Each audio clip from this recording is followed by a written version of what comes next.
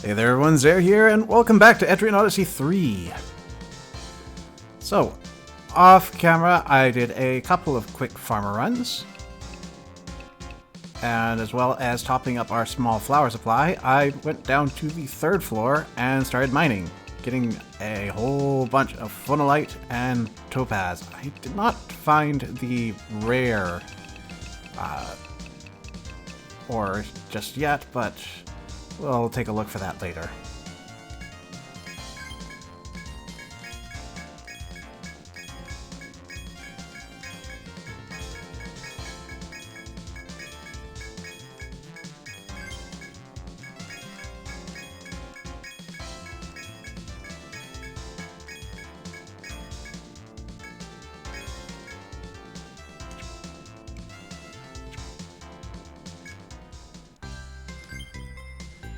That aside,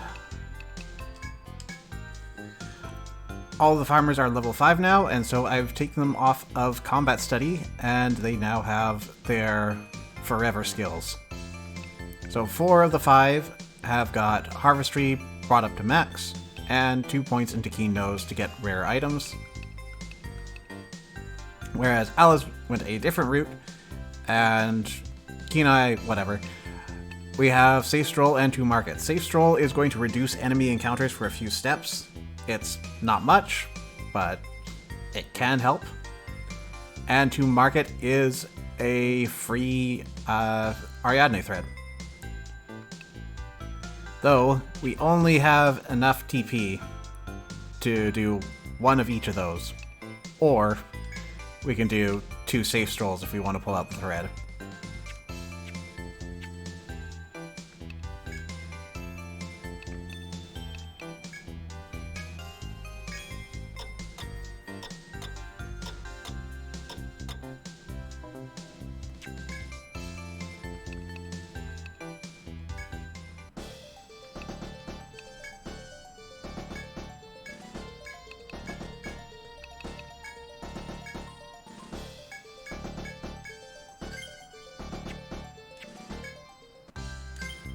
Let's not forget our limit skills.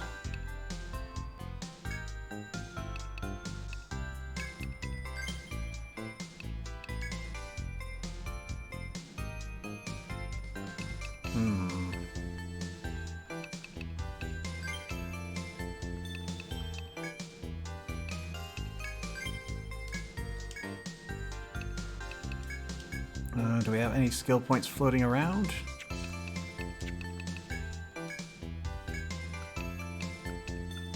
Nope. Oh, and I also forgot to mention on the farmers, I equipped them with some shoes and some daggers, all with the aims of making their action speed quicker. So there was a reason to give them daggers.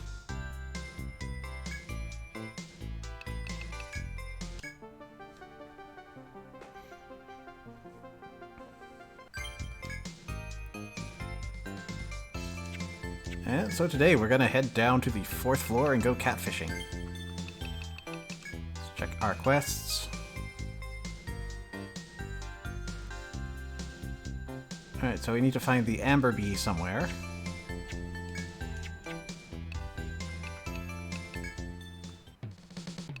And we got instructions last week about that.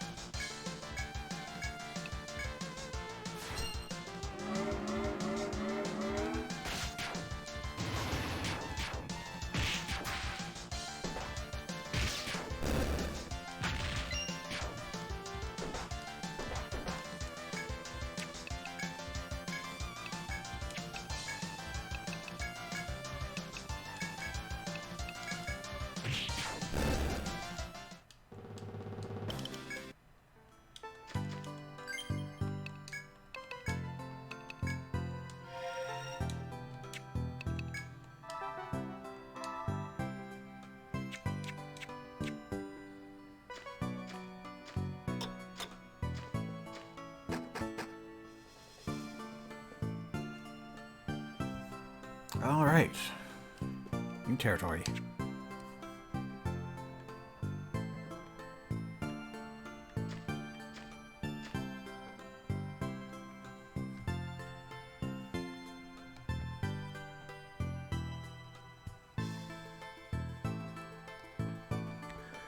You step forth to hail the young man who stands exactly as before. Has the Senators given their approval? Very well. You are free to proceed if you wish. The young man stands to one side and throws you some medicine, calling it a parting gift.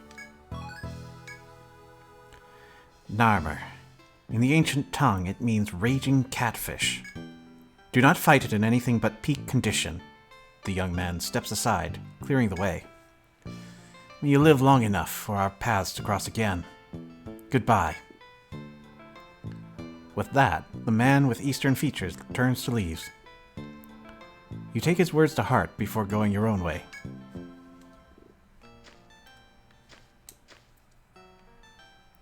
Hello.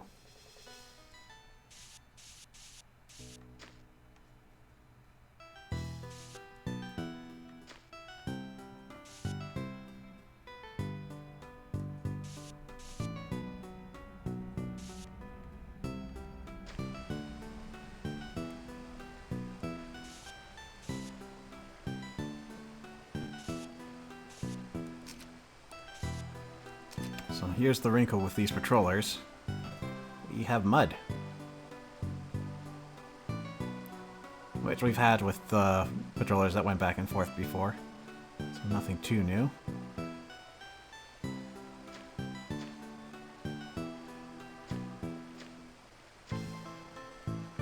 Ooh, straight away we got take spot.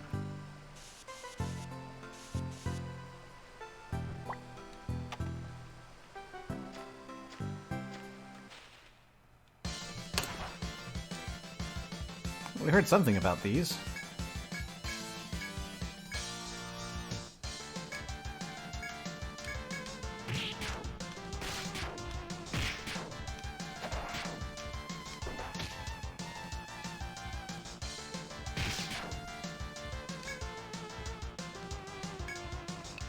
Okay, that's gonna take a while.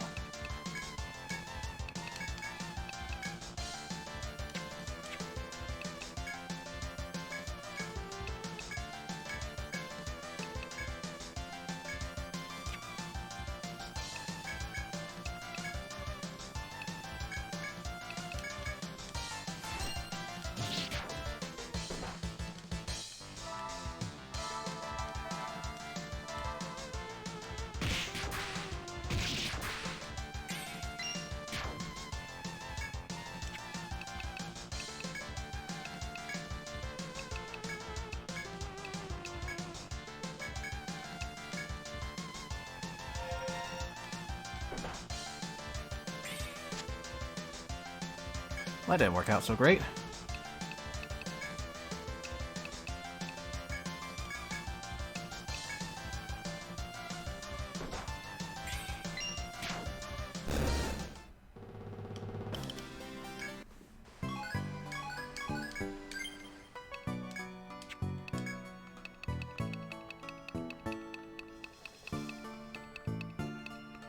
Ooh.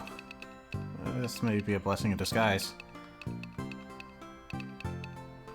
No nectars, and no Ariadne threads.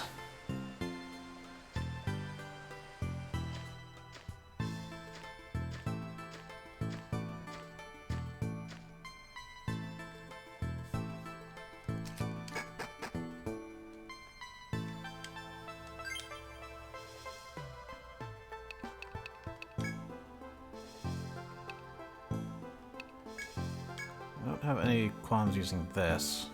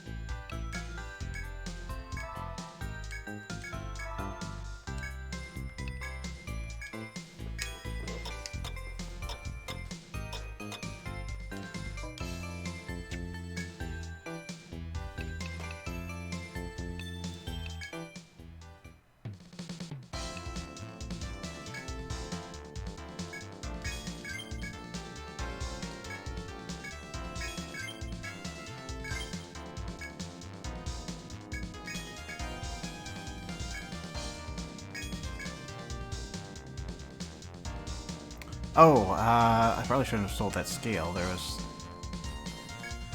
that guy that wanted it.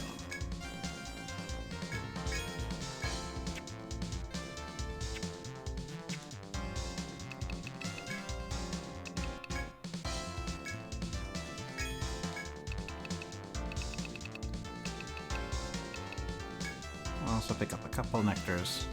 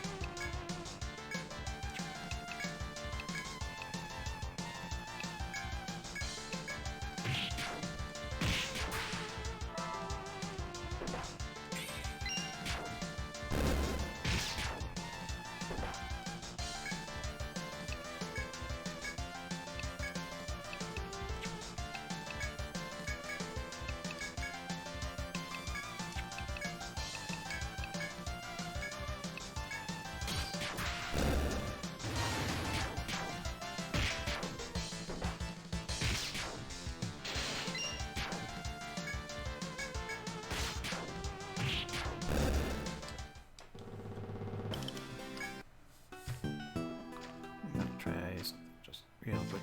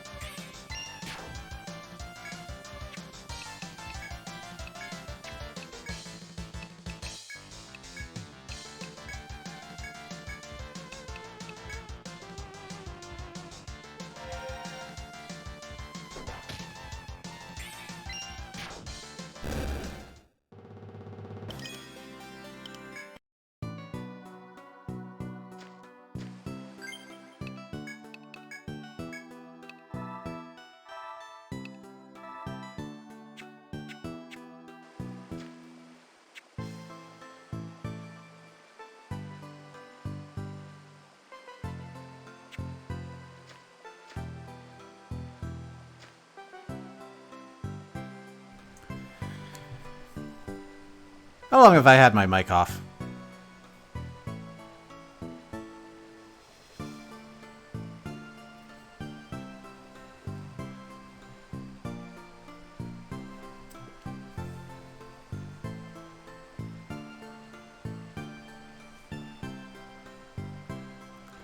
Earlier doing shopping.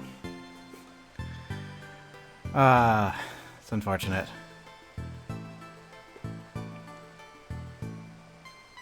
5 or 10 minutes? That's not as bad. But it does explain why I didn't get a ping back from you after you started posting again. So that's probably about when I did the poll. Nothing too important other than, hey Hawk, welcome to the stream.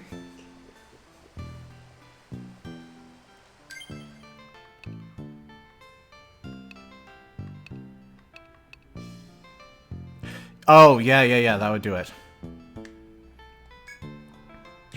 So normally I have the mute toggle to control M, but from the last game Pokemon, that the controls were also altering layer visibility, so I had to switch them to Shift M. And then when I typed Shift M Marco for the poll, that muted me.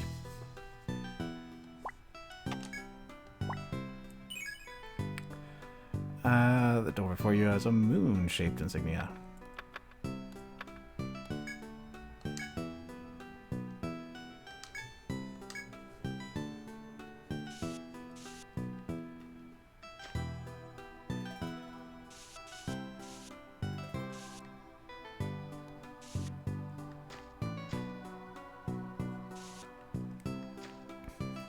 I even got a warning about that because the controls changed the scene, which you saw briefly, which is when I put in the exclamation point, Shift 1.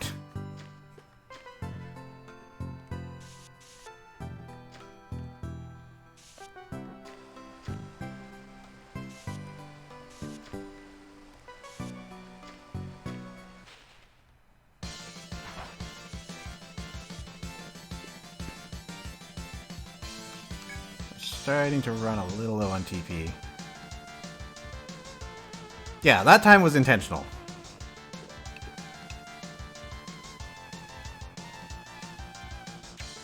I got all the spare TP, but it's not going to be very helpful here.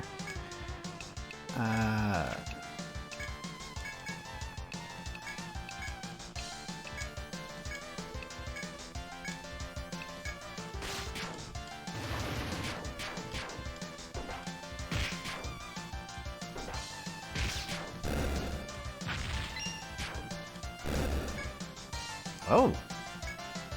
I didn't get poisoned.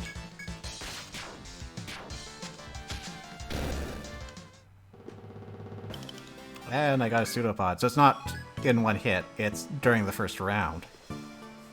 And I'm guessing it's a physical hit that triggers their spores.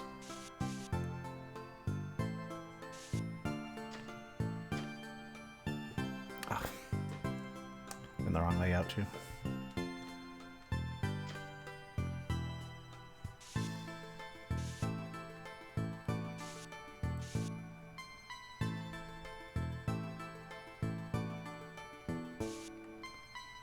Sorry, the vertical layout was not intentional.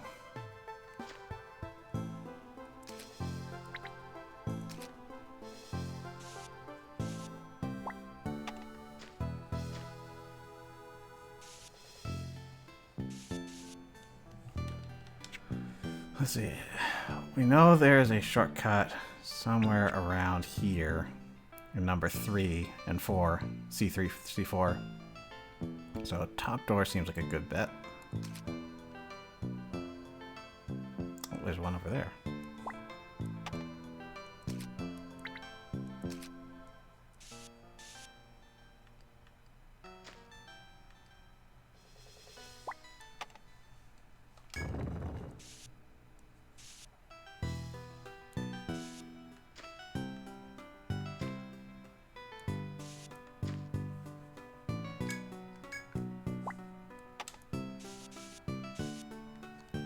unlike the previous 3 floors, we're going to see one of each resource pit.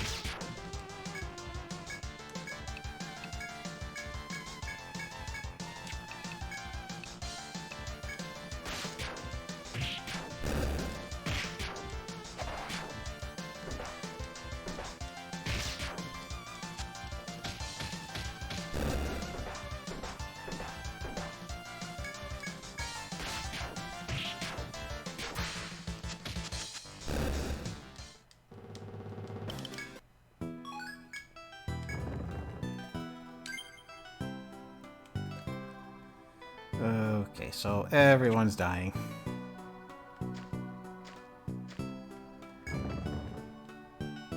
I doubt I am going to get that shortcut. Well, it's really close. Okay, it's a lot closer than I thought it was going to be.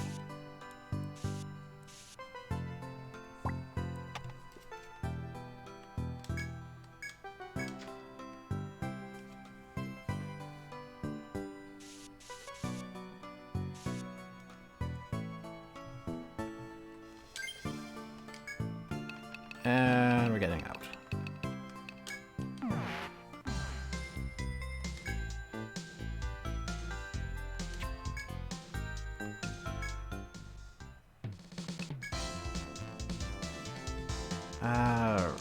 Hold on. Let me figure out exactly what the guard wants.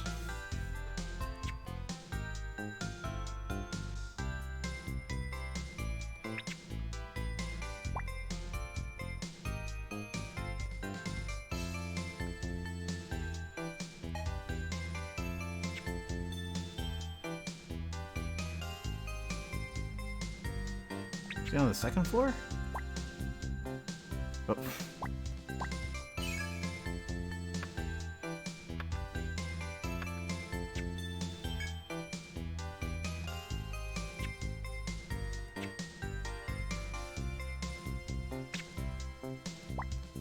There you are. So we wanted sharp tooth, purple scale.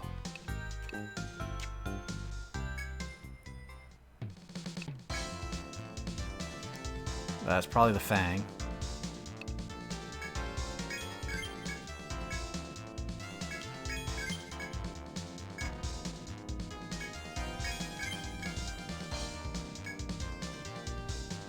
Purple scale. So that should be everything he's looking for.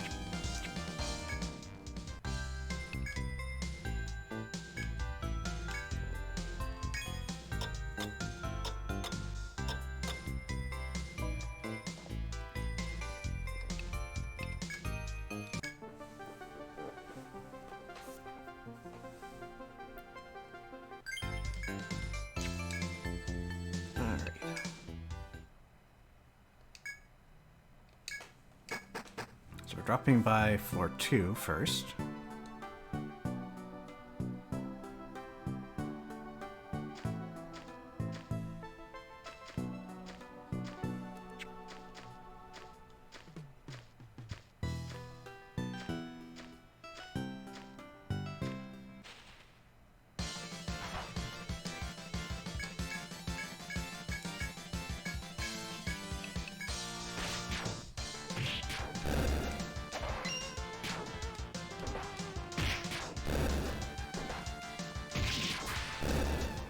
The fish is weak to book.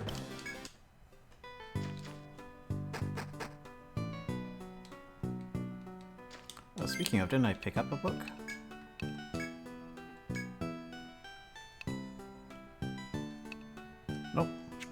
I'm crazy.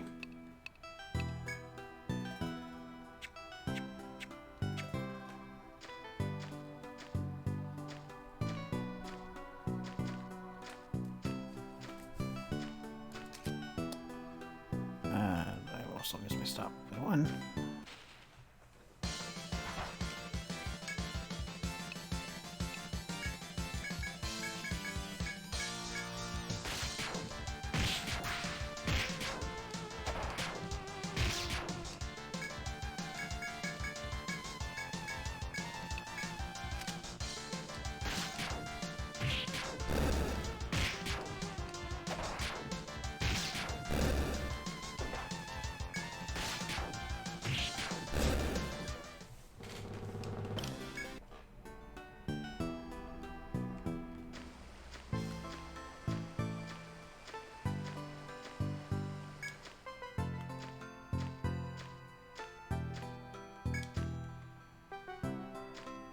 Also worth pointing out that FOE we defeated last week in A2 is back again. They revive every few days. So you'll never run out. Isn't that great?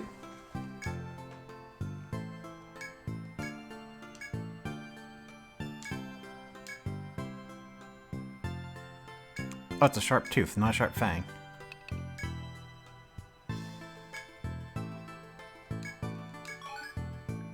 Nectar.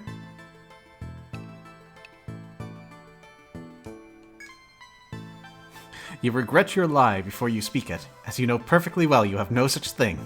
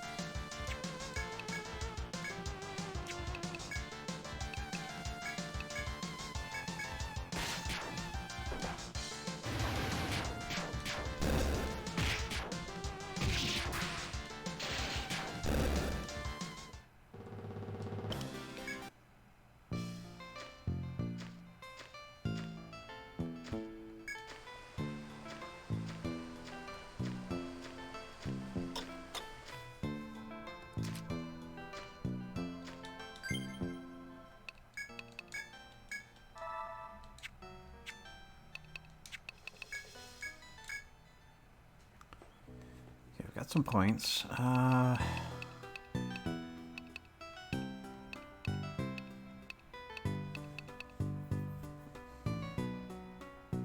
think that's probably a good option to have in my pocket.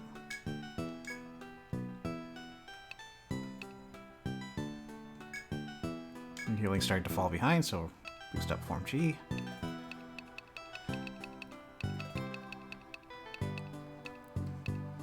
And Soren's not doing enough damage.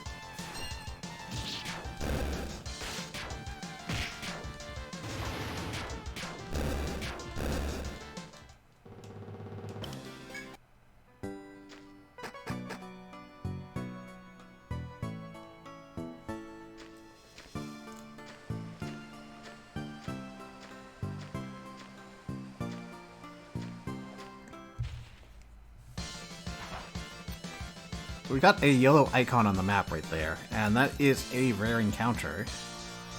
It's something we would like to chase down. Trouble is, it's in the room of a big FOE we haven't beaten yet. We'll have to evaluate after this battle.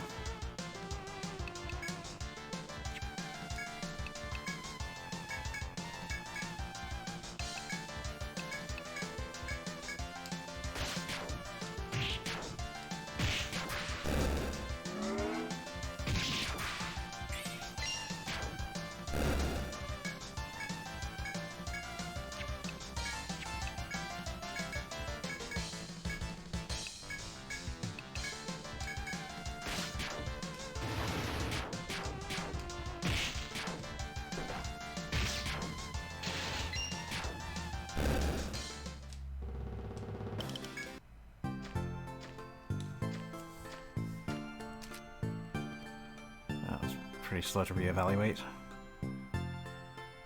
We'll chase it down later. Worth noting that those things are slow, but they can walk through walls.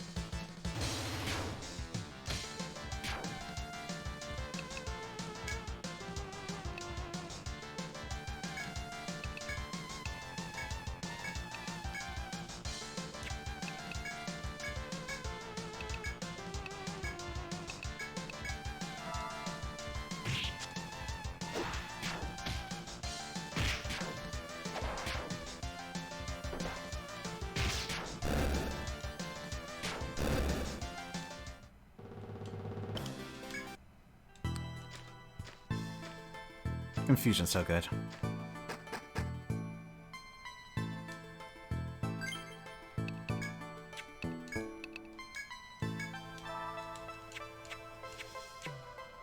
Not only that, but the elephant provides it to a group. And it was doing enough damage that that's probably an animal I want up front.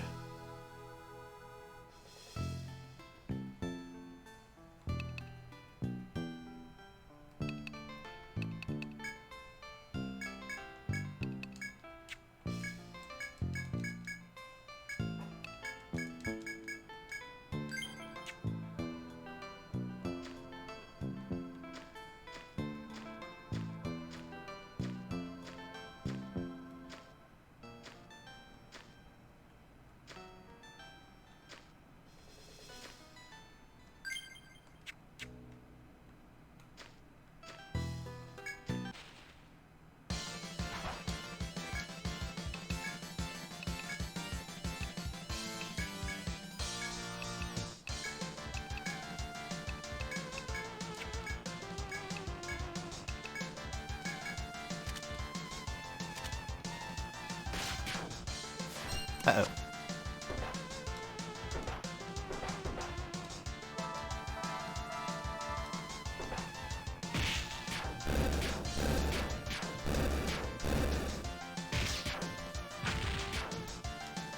You need to be a little quicker on the draw there.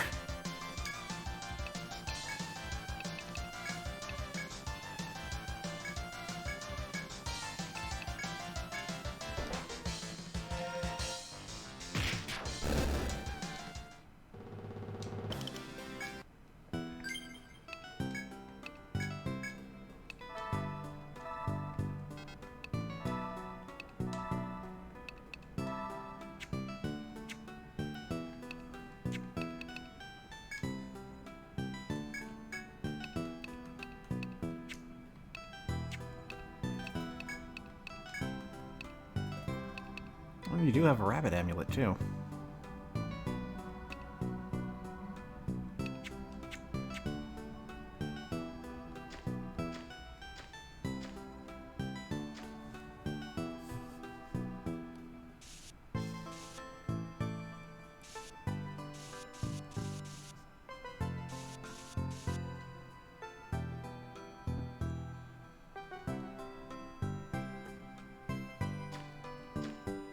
Oh, well. That ended pretty quick. As you walk by the water, you see still thrashing fish falling on the ground. You reflexively turn toward their source in befuddlement and see a bear catching fish. The fish that came flying must have been part of its haul. Looking closely, you spot a bottle of medicine near the fish, which another explorer may have dropped. You hesitate to reach for the medicine, worried the bear might interpret it as stealing the fish. Take the medicine?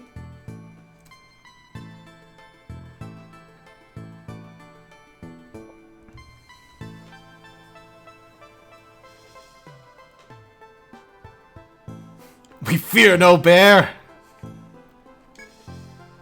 You stealthily approach the bottle of medicine, and screwing up your courage, you grab it. Unable to help stealing a nervous glance at the bear, you find it staring directly at you. It holds its stare for several agonizing seconds, but then goes back to the stream, disinterested. You let out a breath and silently thank the bear's magnanimity before leaving the area.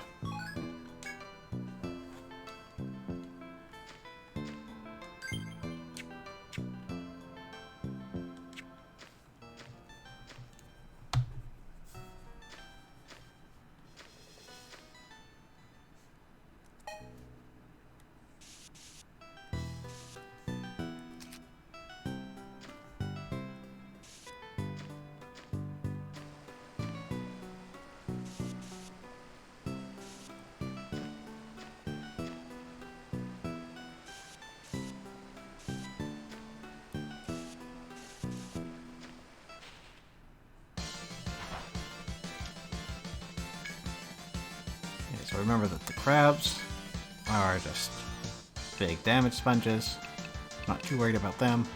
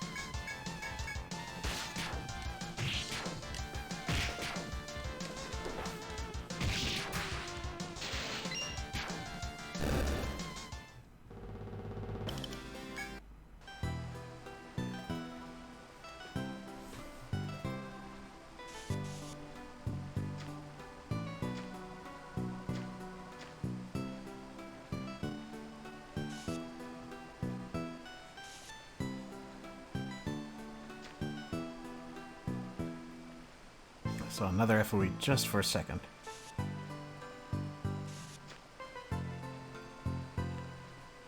There it is. I think it's gonna stay over in that circle in the third column there. It's not gonna come this way.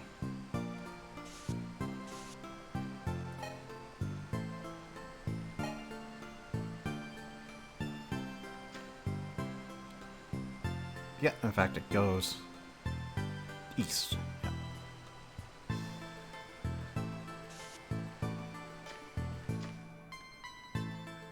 Oh, but they come down here too.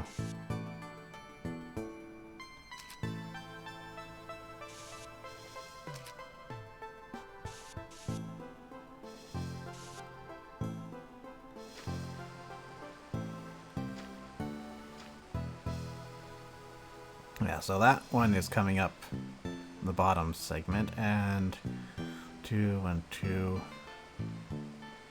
It might get trapped, so I'll just let you pass.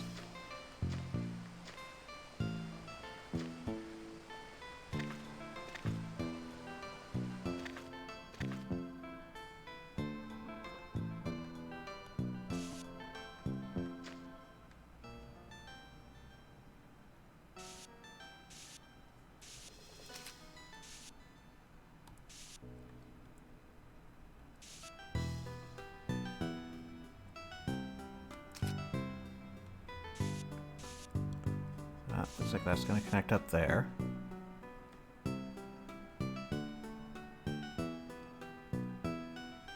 And we know the FOE is going east, so that's probably the way I want to go.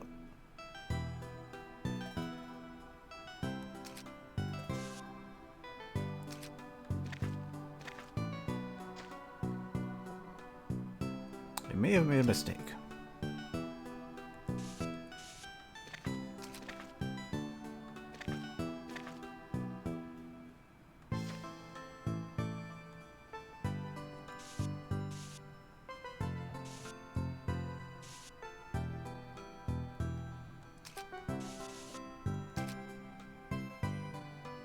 Should be okay.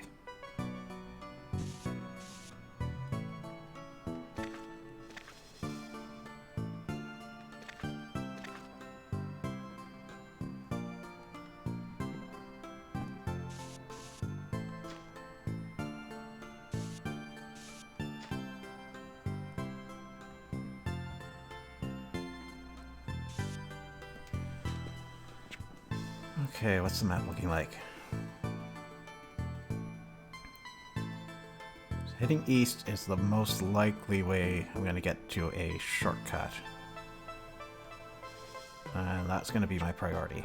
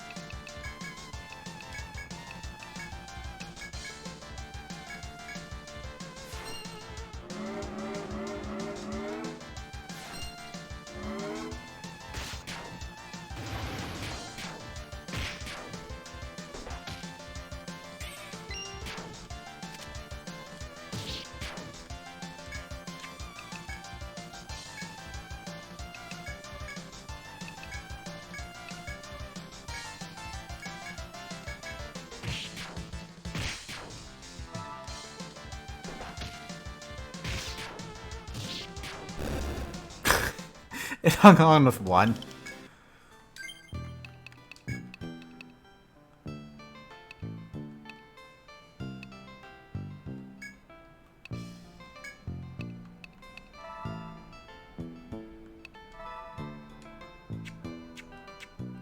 That's it for healing.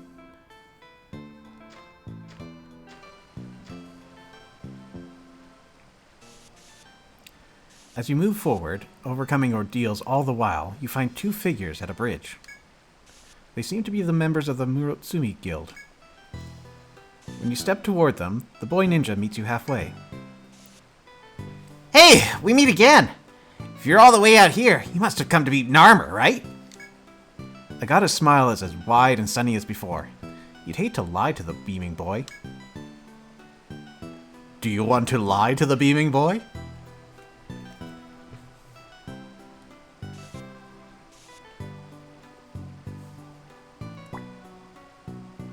Those are still important, but we can move them.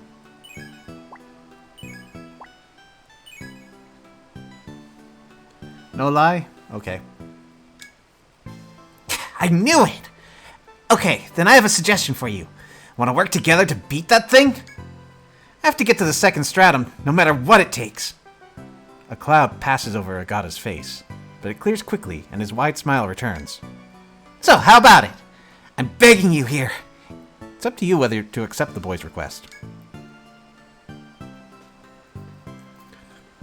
Shall we cooperate?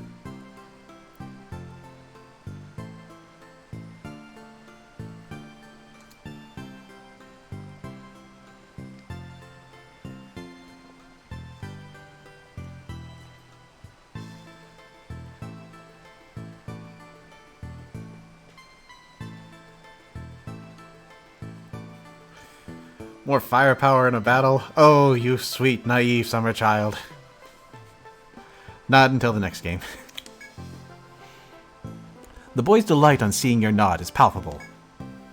That's what I'm talking about! We can go over the details once you get to Narmer's lair. Hypatia will tell you what she found out about that fish's behavior and habits. It wasn't easy stuff to find out, you know. That's why you'll be in charge of the actual fight. The boy then parts with you to rejoin the girl waiting at the bridge. The two of them leave. You feel irksomely used by the boy, but you must nevertheless proceed to defeat the fish beast.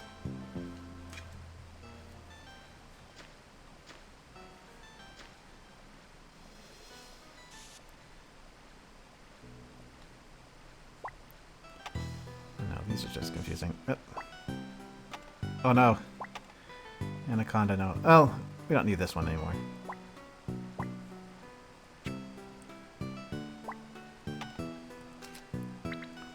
What other notes we got? We have zapped the slugs. And we have burned the devilfish.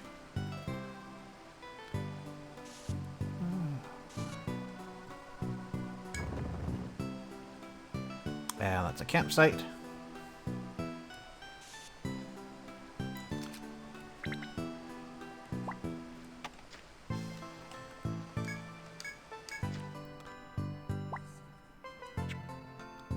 It's a beautiful shortcut.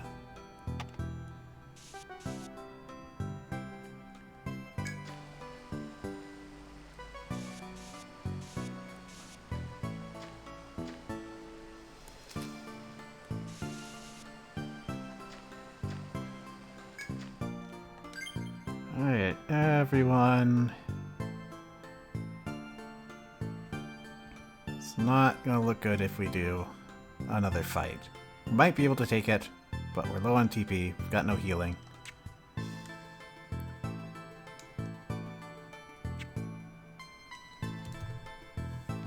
Well, it might not hurt to take the long route. Save us 100.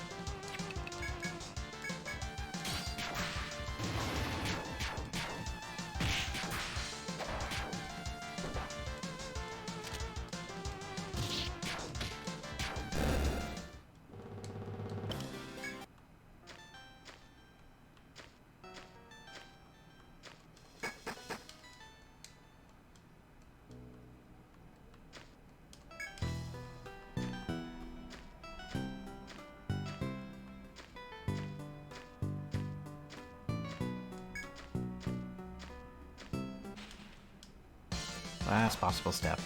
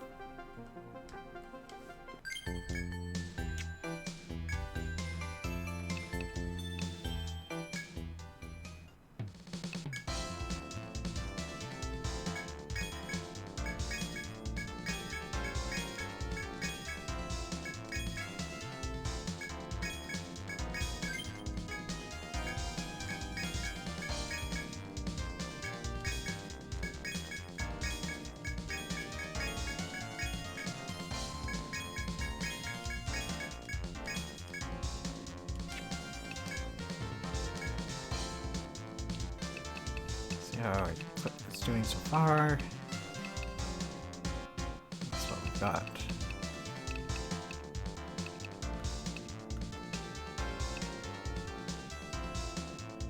Got Oyumi.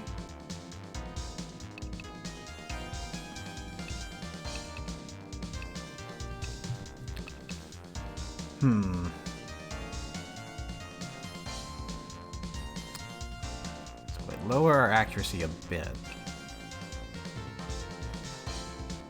But we could get more speed and a forge slot, or 2 forge slots.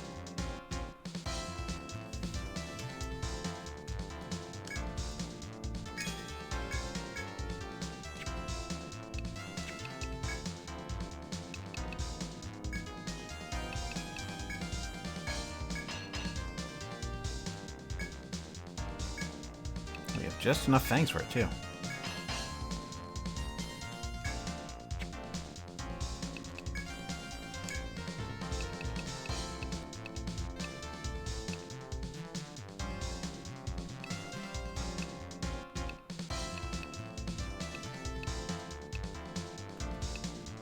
You don't have a weapon, and we don't particularly care what your weapon is.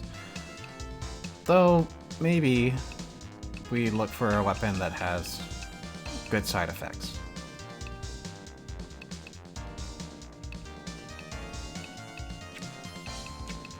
Forge. Attack, vitality, blind, and poison.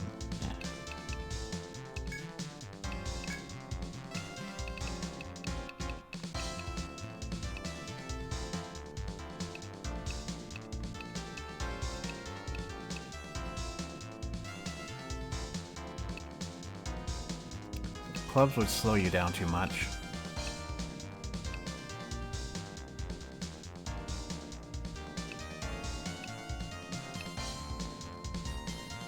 Bug wouldn't hurt.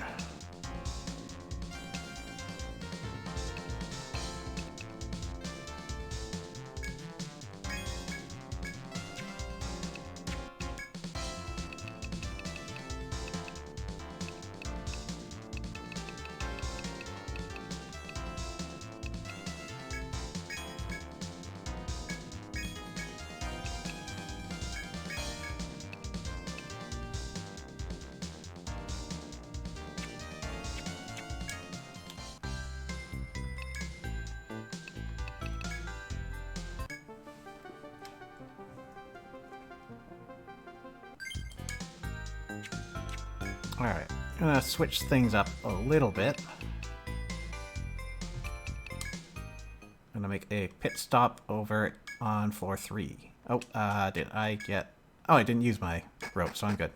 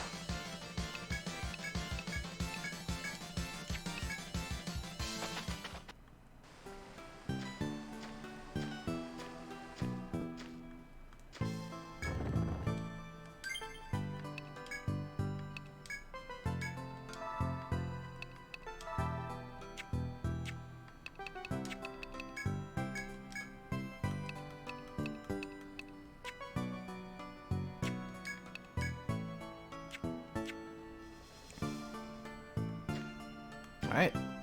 Let's do it.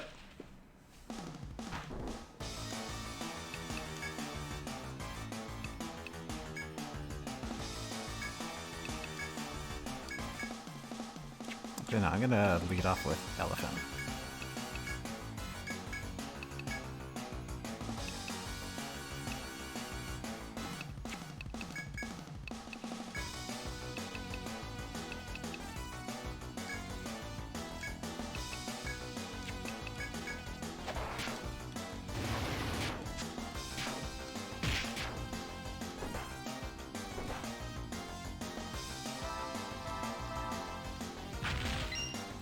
Well, we found his weakness.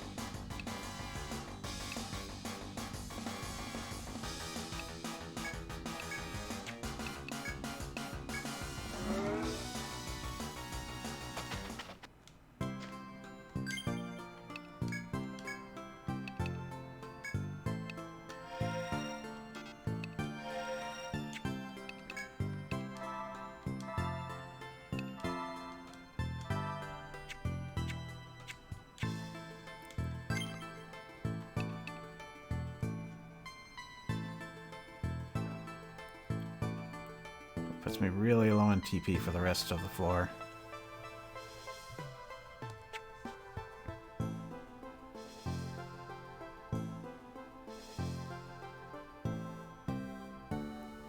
We can still do a bit of spotting on 4-4.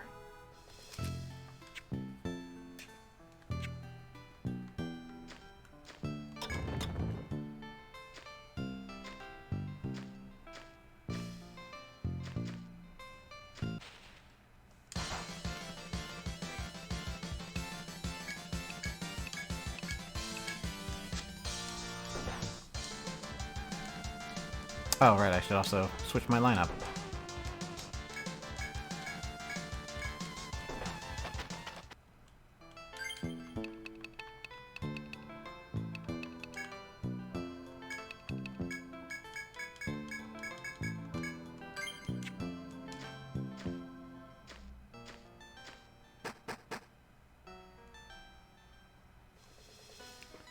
To be fair, my armor was a little bit outdated.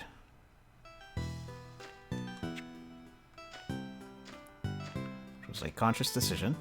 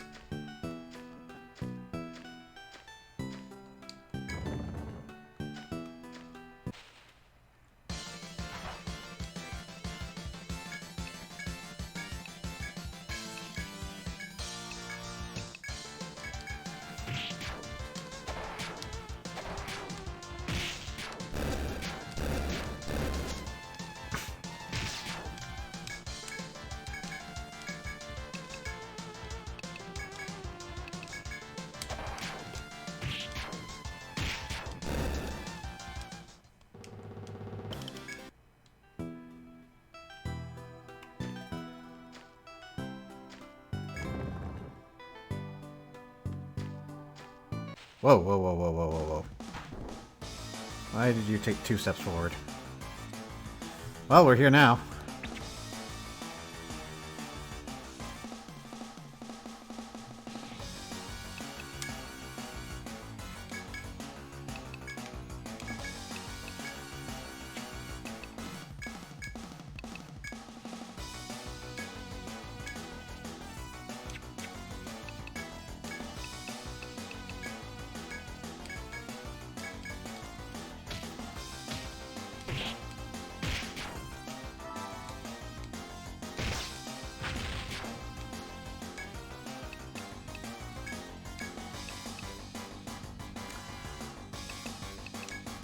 So this monster, the Fury Horn, is usually the first FOE you see in games.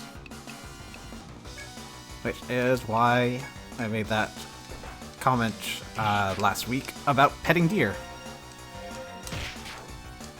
That's what you tell a noob to do. Let's try the insect again.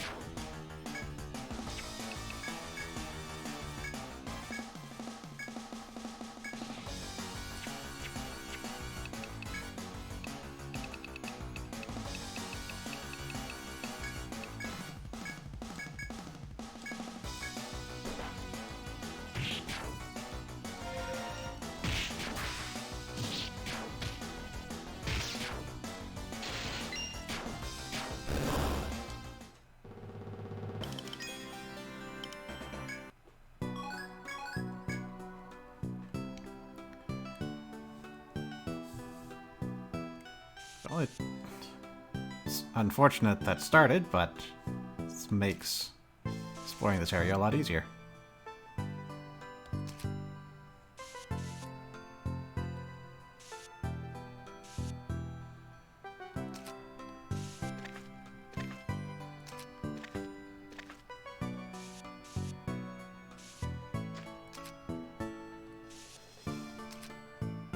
There's a shortcut up there.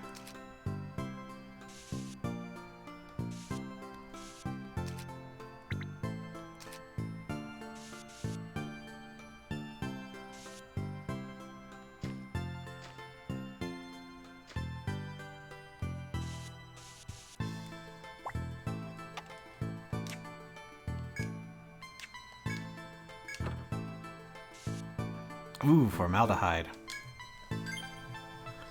So formaldehyde is a very useful item. If you use it, then any monsters that you kill on that turn will automatically give every drop they could possibly have, including rare drops, including conditional drops. The condition being, you do need to kill them on the same turn. And formaldehydes are going to be very rare up until the end of the game. So use them carefully.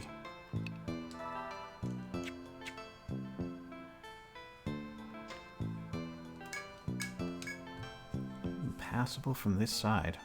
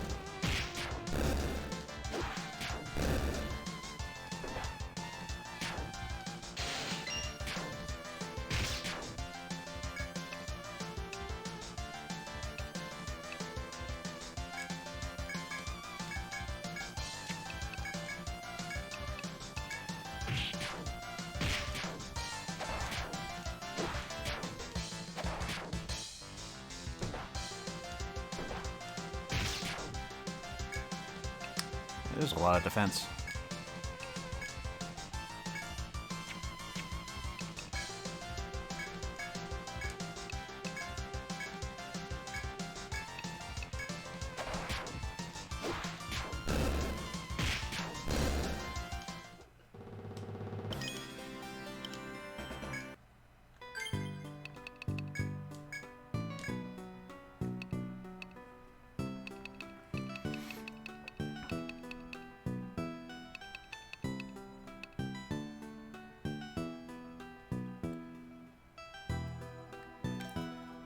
Okay. Yes, I think I will pick up Purple Friend at this point.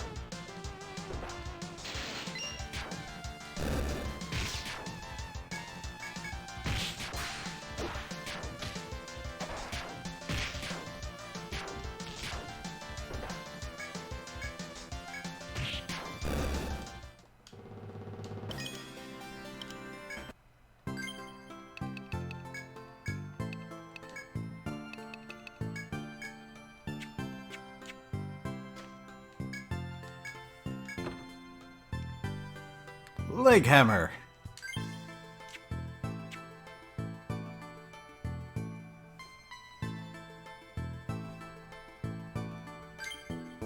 So with that, we'll be able to bind legs with our weapons.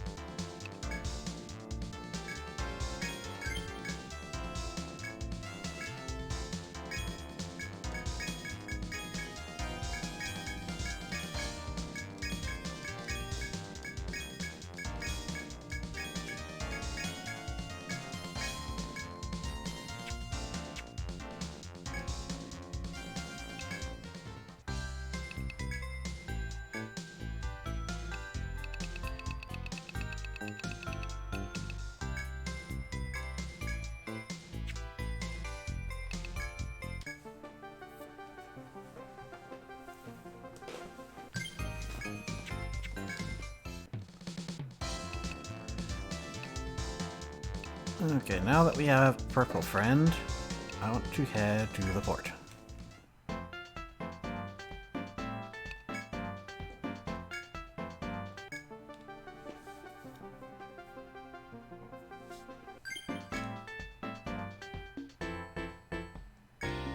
We have a new boss we can visit.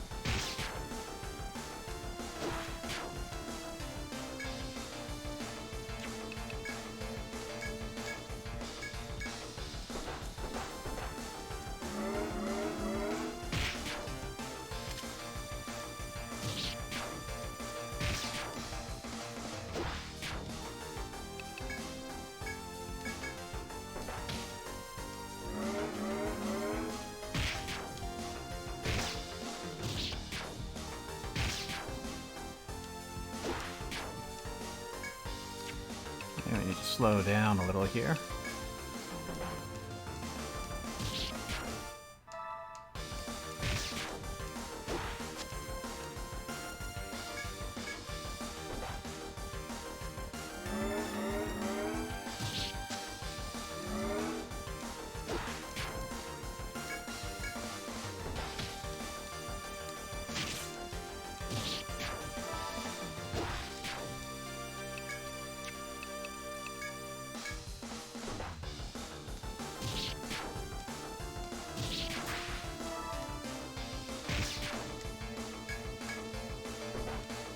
Come on, purple friend. There it is.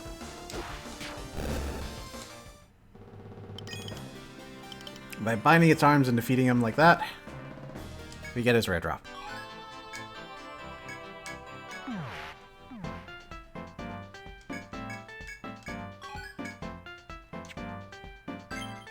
And we got a mace.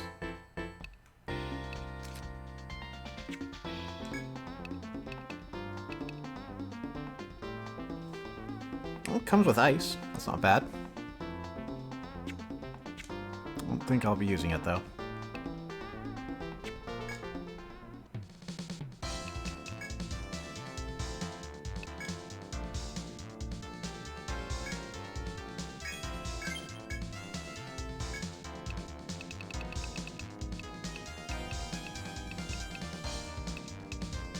It doesn't sell for a lot.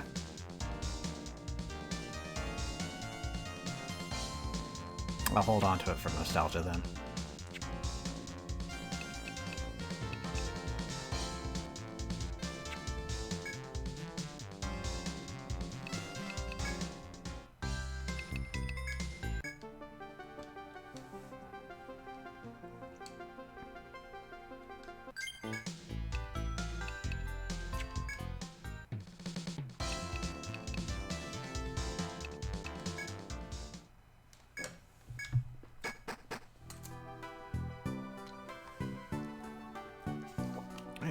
Back down we go.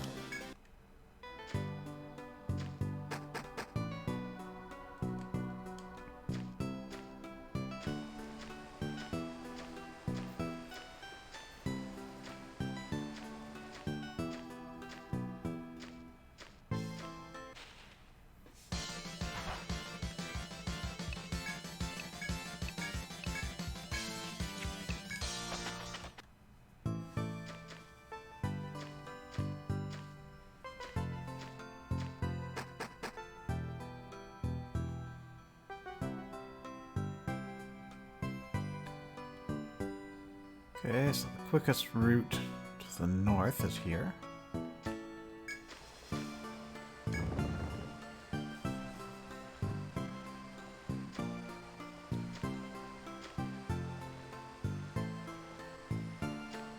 That does not connect.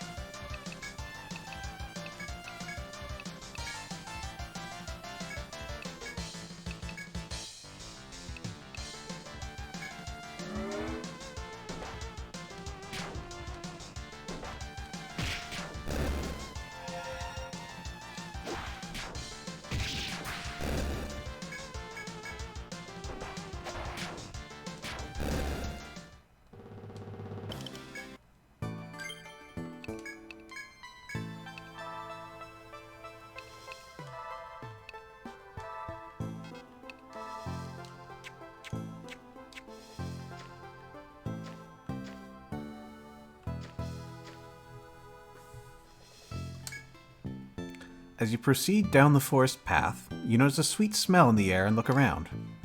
You spy a large beehive in a nearby tree with beautiful translucent bees all around it. You recall that a gourmand in the city requested a certain kind of bee's nest. There's no mistake. This must be an amber bee nest. You try to think back on what Missy told you about how to collect the beehive. Lucky, our notes are right there.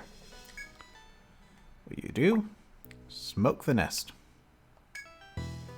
You decide to start a small fire at the base of the tree to smoke the nest out. After gathering some dry twigs from nearby and setting them alight, a choking smoke arises. The bees fall out of the air stunned. It would seem this was the correct first step. What will you do? Climb the tree. Saphira finds a convenient toehold and begins climbing the tree. Thanks to the smoke from earlier, the beehive seems to be empty. Saphira climbs up the tree with no problems. Saphira safely made it to the nest. This will be the last step. Think about what to do. Cut the nest. Saphira holds the hive tightly before cutting at the base of the nest. It's difficult to cut, but after enough work, the nest is eventually cut free. Saphira carefully puts the nest in a bag before returning to the others on the ground. You now have the requested item. Take it back to the bar to fulfill the quest.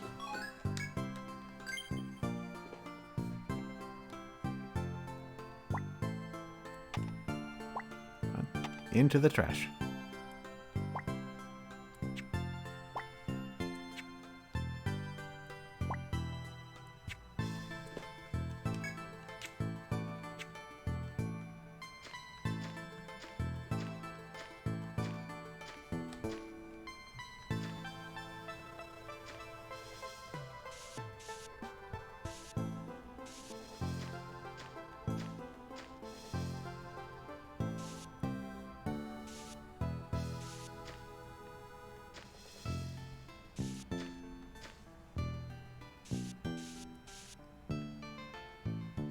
Nothing at the end of that fork.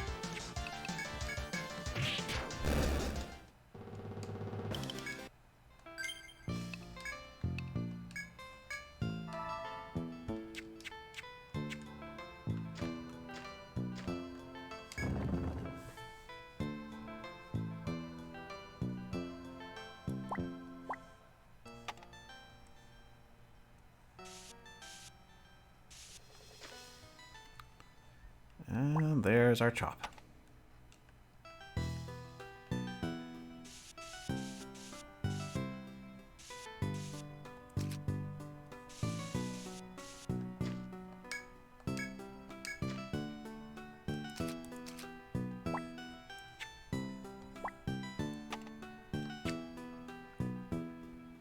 Okay, so we've got all that figured out. Now we just need the northeast.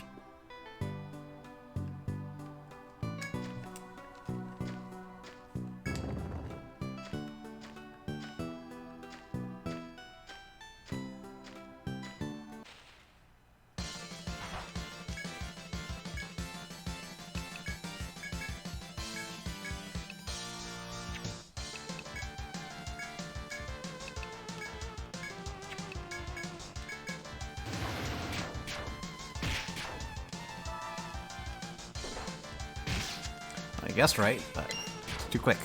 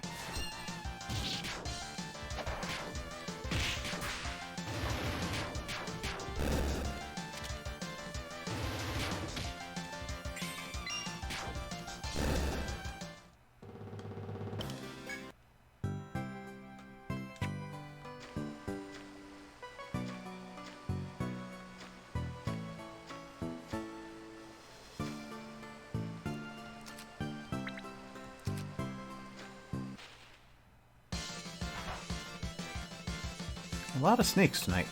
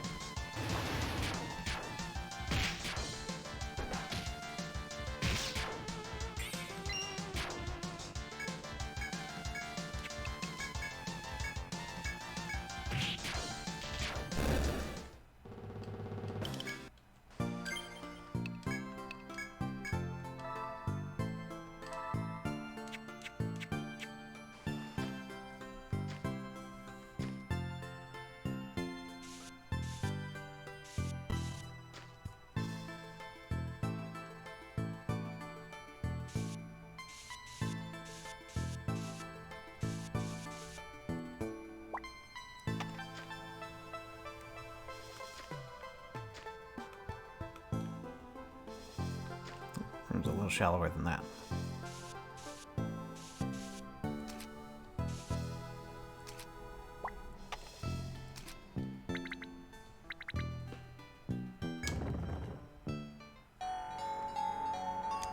The moment you set foot into the vast wetland, you are assailed by an oppressive atmosphere. You look around in search of its source, and spot the astrologer Hypatia, who appears beside you. This muddy wallow is its nest. Narmer uses the mud to move freely about the wetland. In support of the girl's words, you see a large fish snaking gracefully through the mud. Since Narmer is so at home in the wetland, you must grasp the topography to block its path.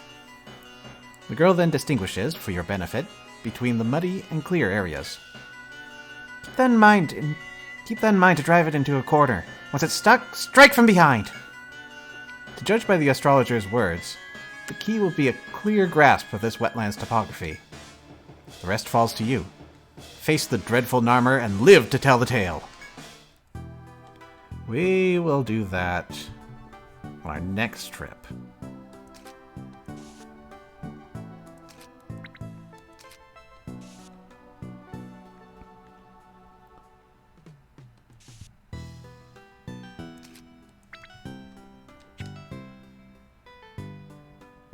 That route's probably pretty short.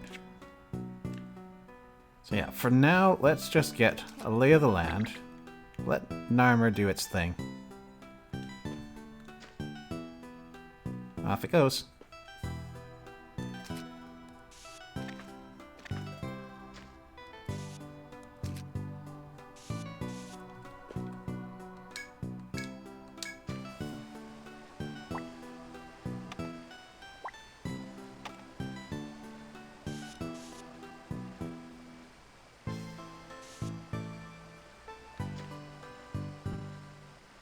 Well, looks like it doesn't get very far.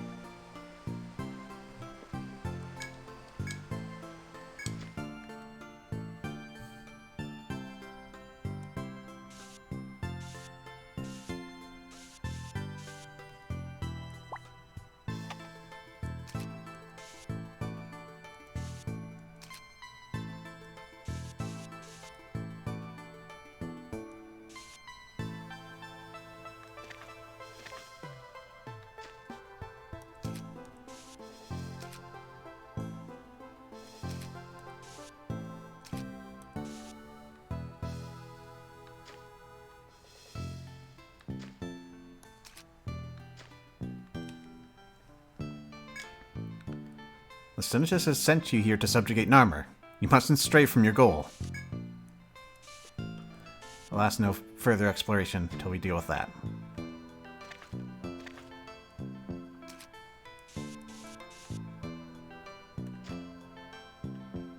Seems to be avoiding us.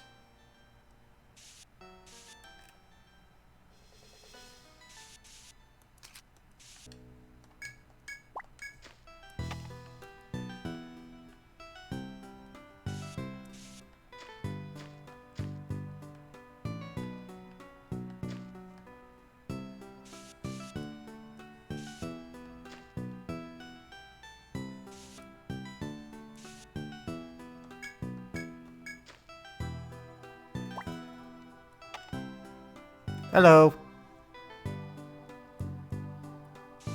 I hope you don't learn that I can do that.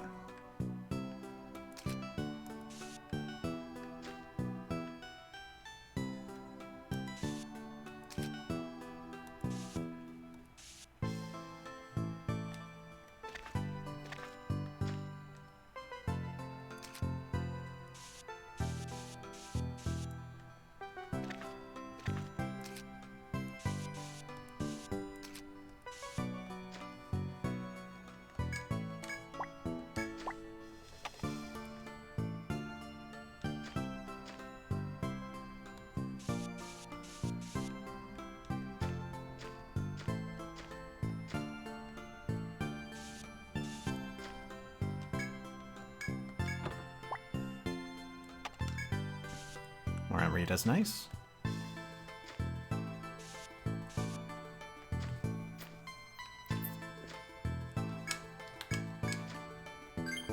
Well, so long as it's not going to bother us, may as well get the rest of its layer mapped out.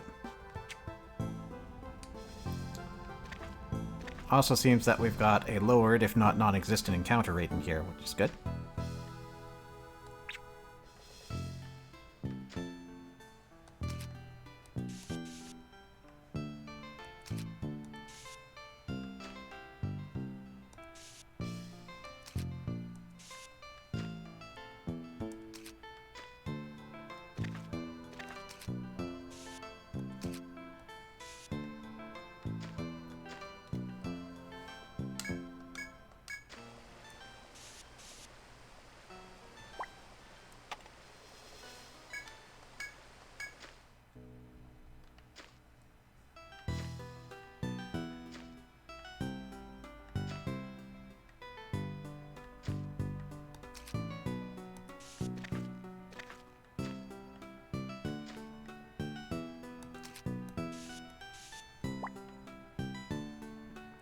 There we go.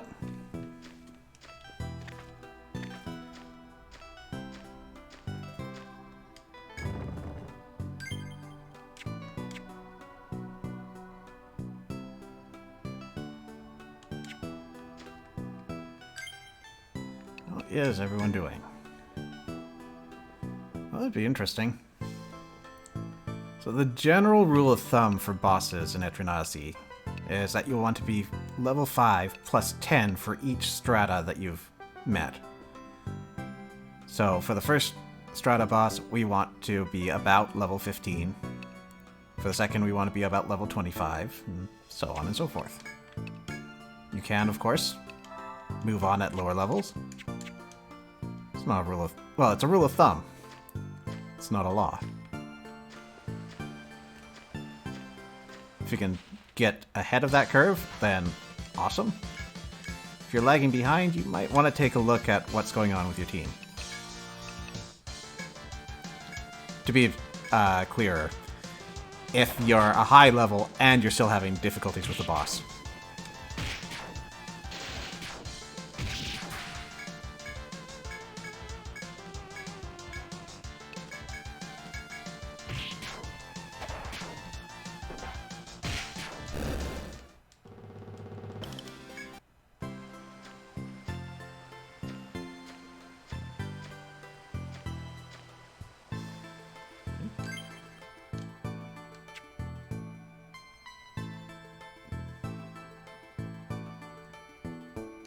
Yeah, so at this point, I'm just going to hang around this floor,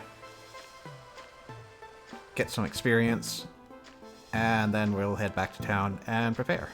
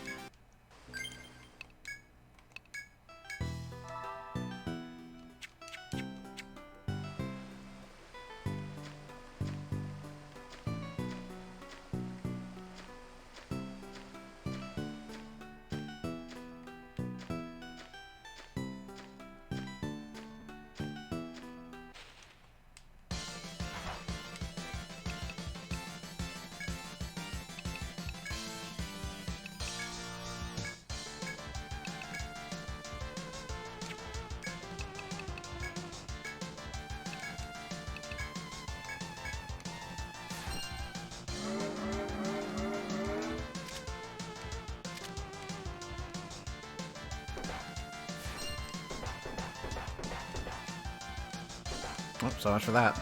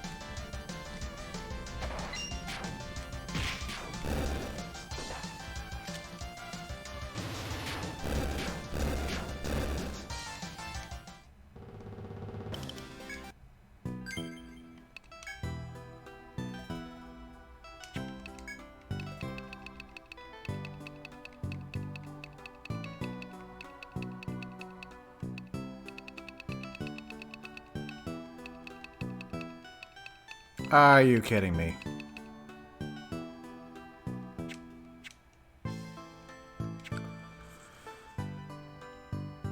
Well...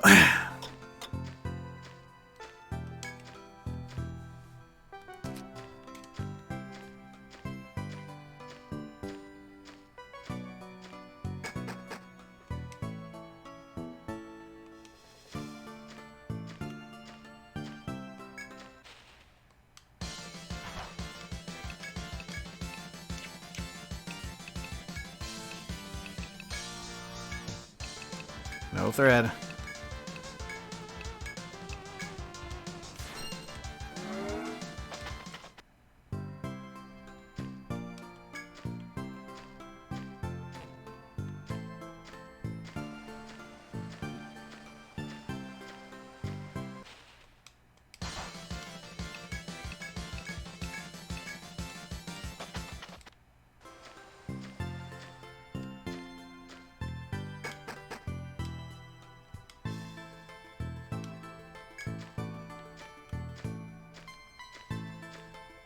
And the birds are out.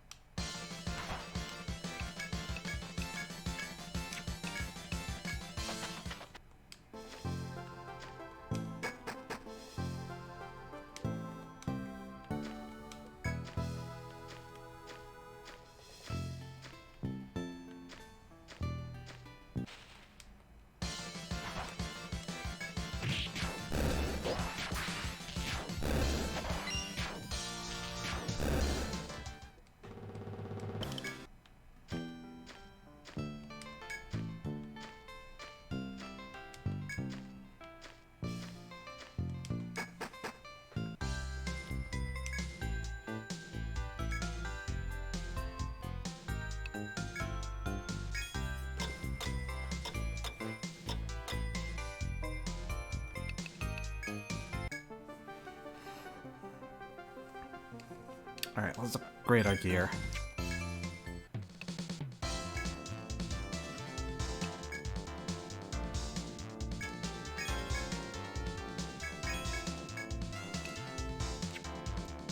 So the purple scales are a pretty good deal with that guard. You get nectars, which are worth 50. Purple leggings.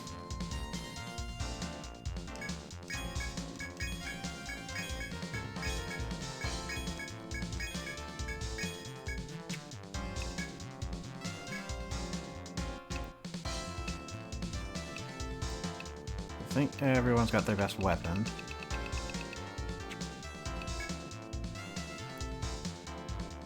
Gets you extra TP.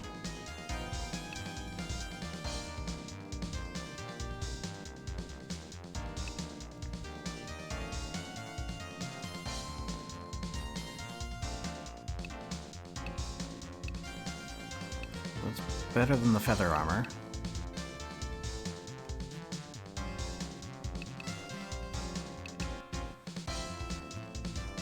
Okay, so the best medium armor and the best light armor, pretty comparable. Just a couple points off, and then the light stuff is quicker.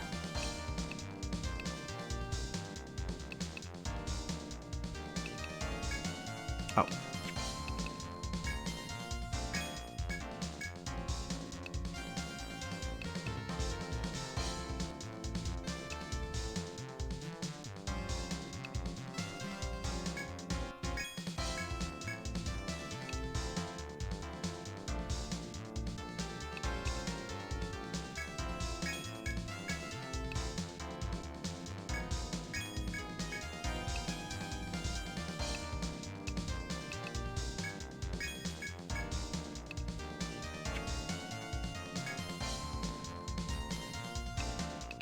So the purple leggings, the TP,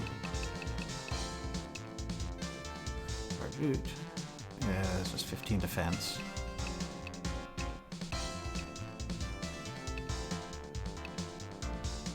Oof. Those are pricey.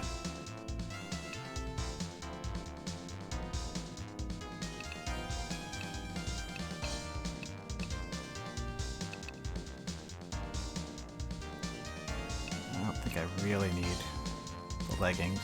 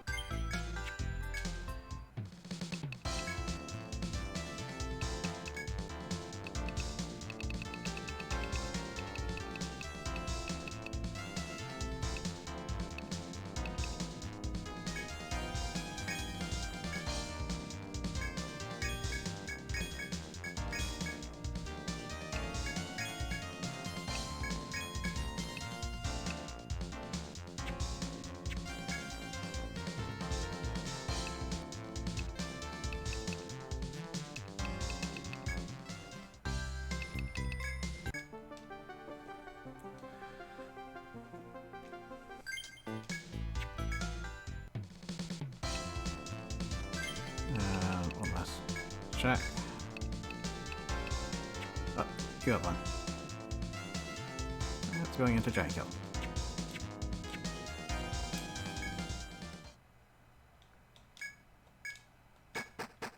Alright, let's catch us a fish.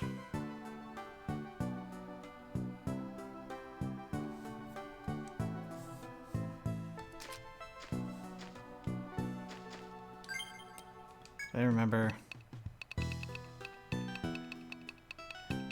I did not remember, so let's fix that now before it becomes a problem later.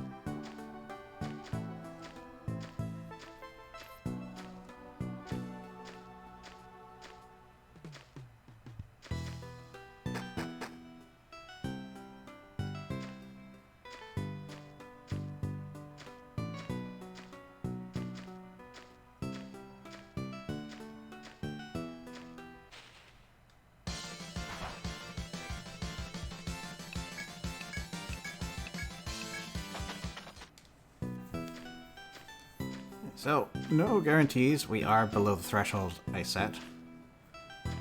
Though, I am familiar with the gist of what I want to accomplish in this fight.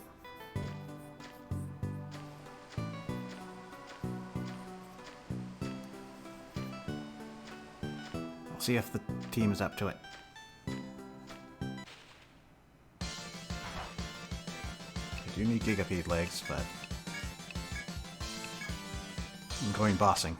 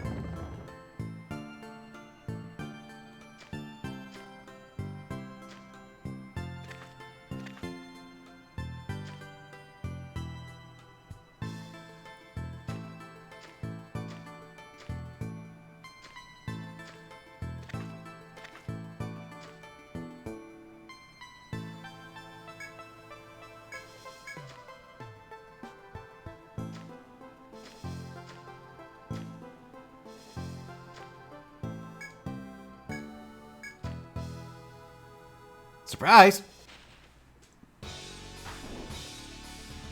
Let's raise our swords with pride in our hearts.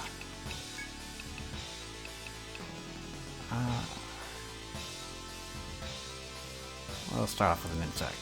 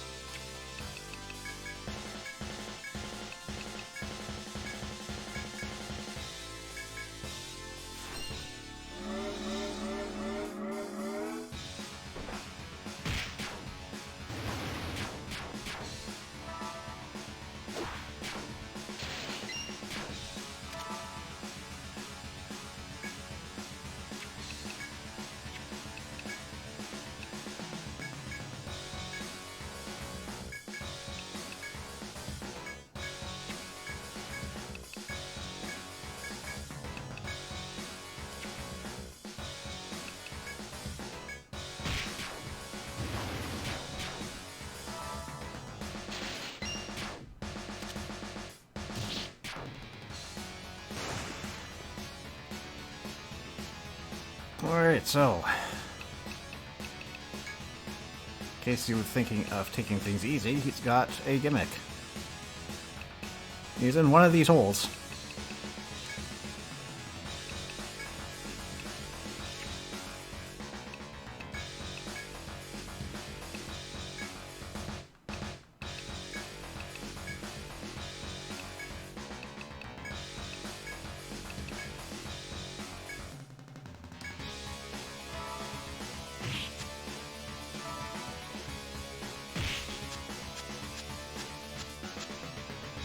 Oh. It's not great. Alright, so you've moved where he is.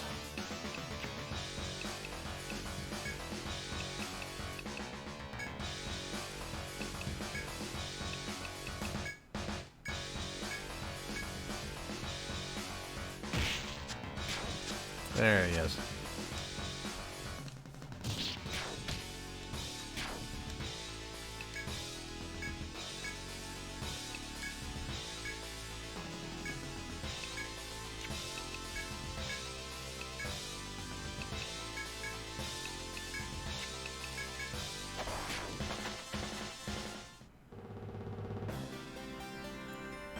What, you thought it'd be that easy?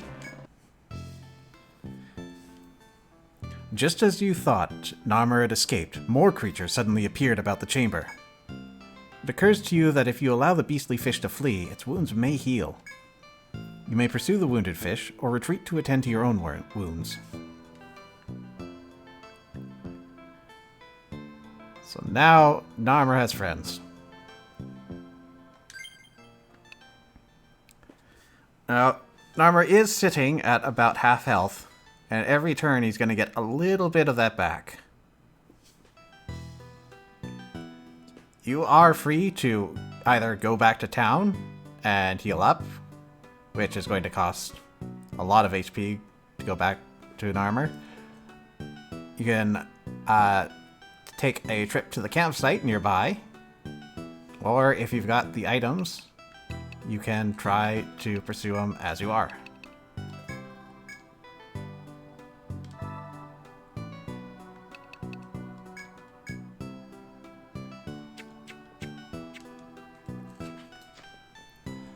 Now, the FOEs are going to go left and right in their area.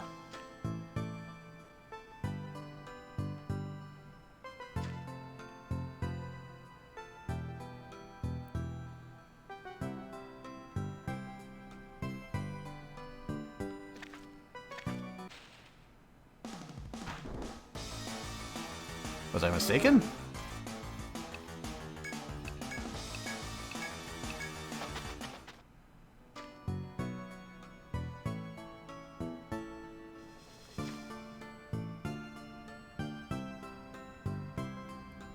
Or did I just not see it?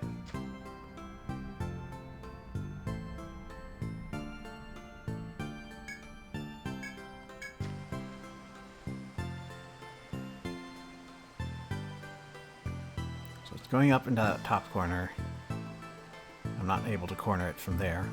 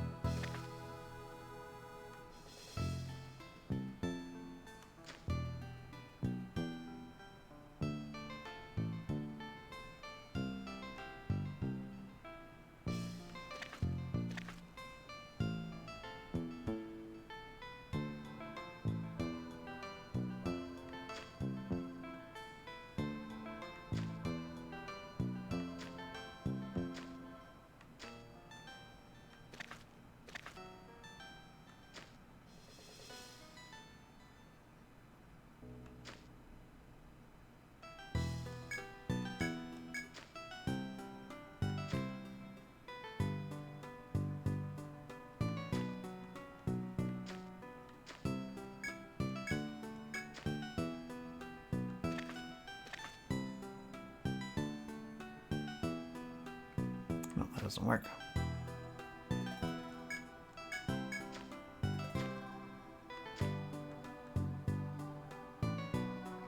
Okay, so these three in the center here are synced up. So I'm not going to get better opportunities.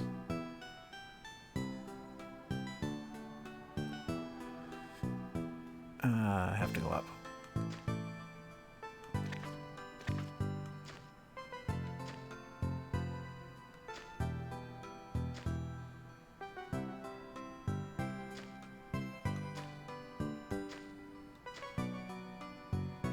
Wait, this works.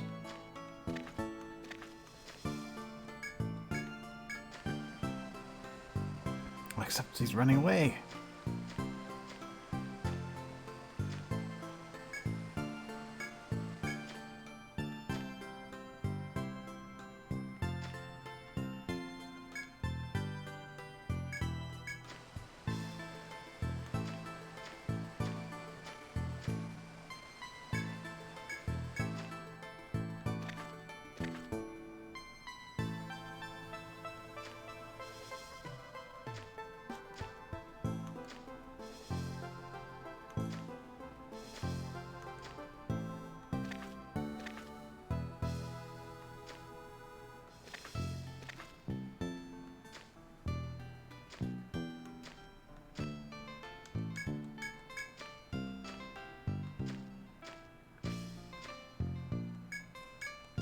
There we are.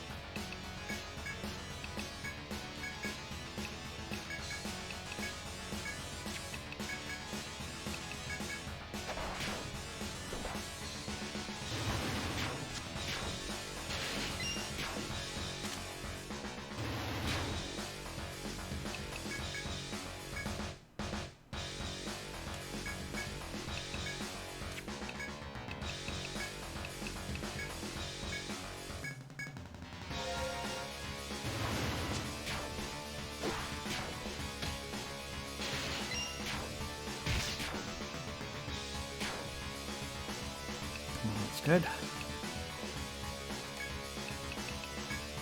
Probably not going to come to that, but just in case.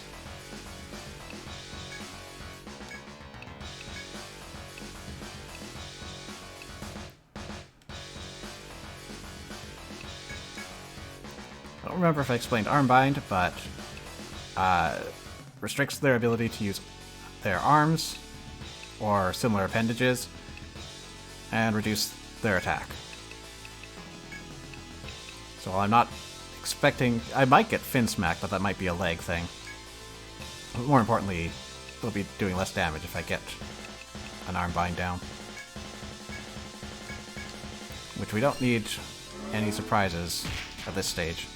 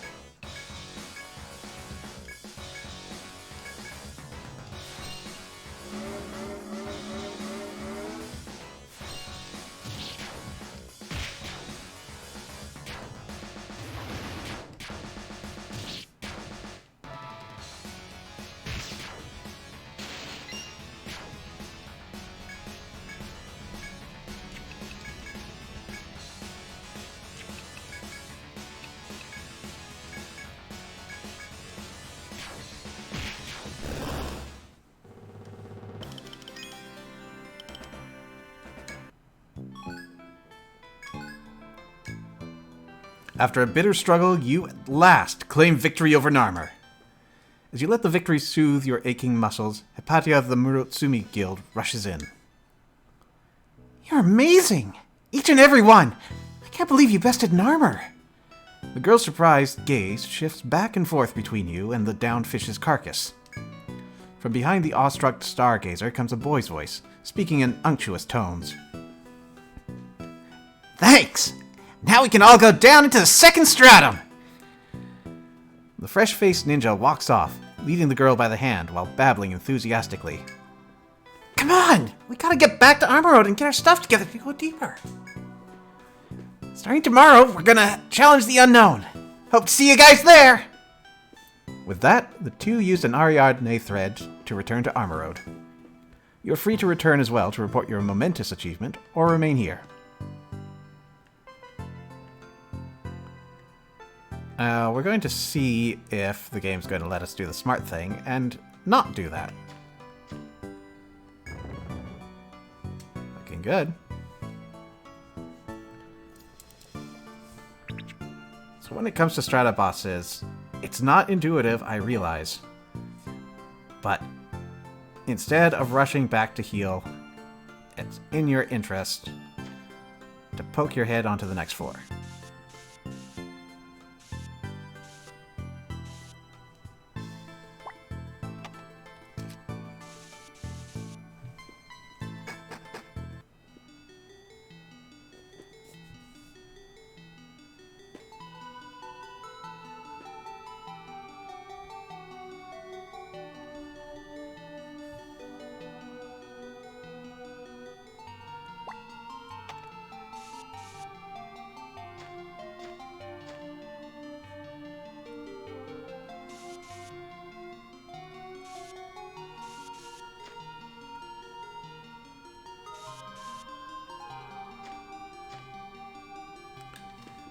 You work your way through the new stratum that seems so reminiscent of the deep blue ocean's floor.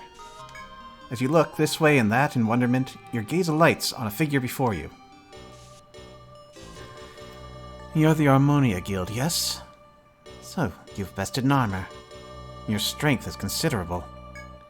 But I suggest you cast aside any frivolous notions that you are strong enough for this stratum. This is the Undersea Grotto. Somewhere here lie clues to the deep city that sunk long ago. None have found them yet. Worse, many more explorers have vanished here compared to the realm above. Understand that the dangers here are far beyond anything you faced in the first stratum. Kujura then turns to the north and motions for you to look in that direction as well. I leave you with this last piece of advice. Do you see that pillar of light? You look in the direction Kujura indicates to see a pillar of light that rises into the heavens. That is a submagnetic pole. Its workings are unknown, but it will allow you to travel freely between the labyrinth and town. Perhaps it's some remnant of the Deep City's old technology. We have no way of knowing. What we may be sure of is that it is useful. Remember it during your travels in this stratum. The young man then nods to you before taking his leave. You want to resume your journey, but the submagnetic pole may warrant a closer look.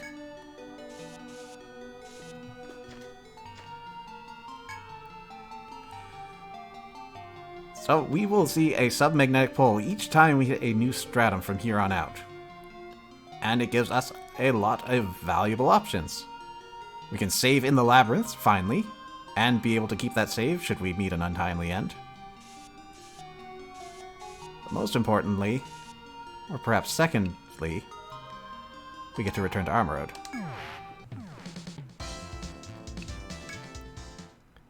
And this is why you want to go ahead and do that. It's very unlikely you're going to hit a encounter while you're moving from the boss to that pole. And once you hit it, we get a shortcut. We don't have to wander through the woods anymore to get to our most recent destination.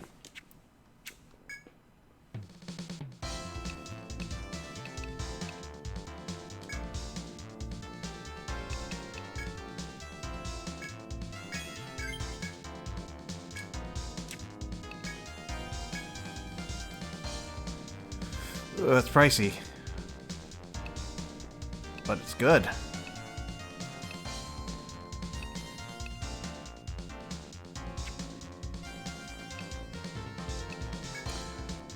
Though, forging it is going to be a tall order.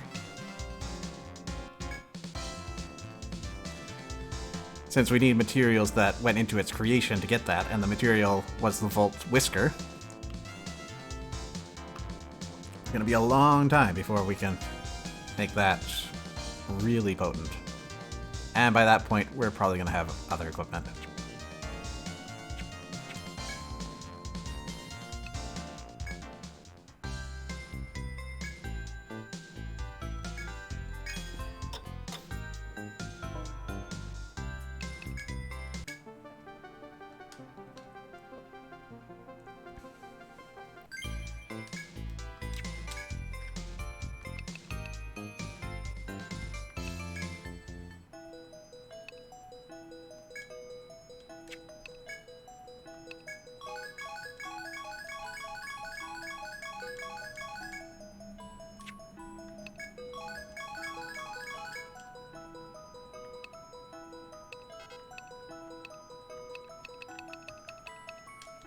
Alright, so some things to go over that didn't come out during the fight. If you're unable to fish Narmer out from one of his holes in time, he will unleash an earthquake, which is a devastatingly powerful attack against the entire party. At my level, I probably would have bit it right there, even if I had everyone at full. Narmer is weak to lightning, like we demonstrated with Zurin. And it really pays to have a field targeting move like we had with Jin.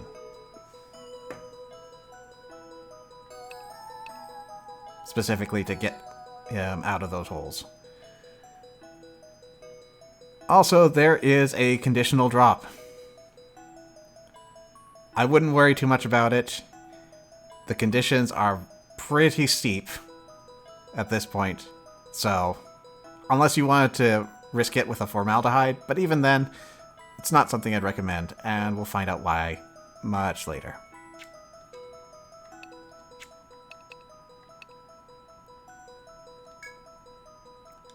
And everyone's awake? Yes.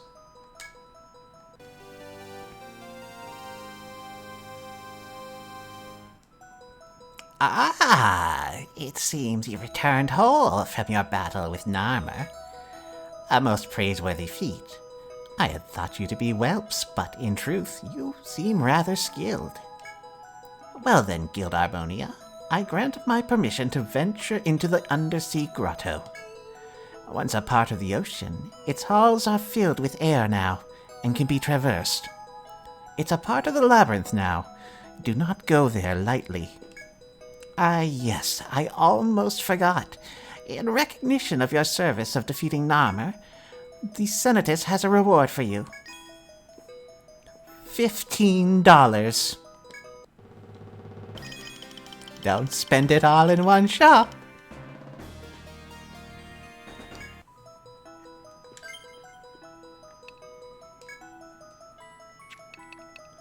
Saphira almost at 3 digits HP.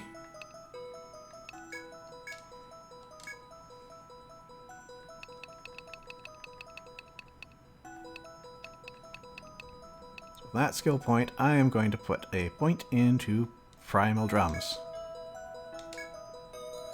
This is a support skill that will lower the defense of enemies by 10%, and it will get steadily better the more points you put into it, up to 30% maxed out.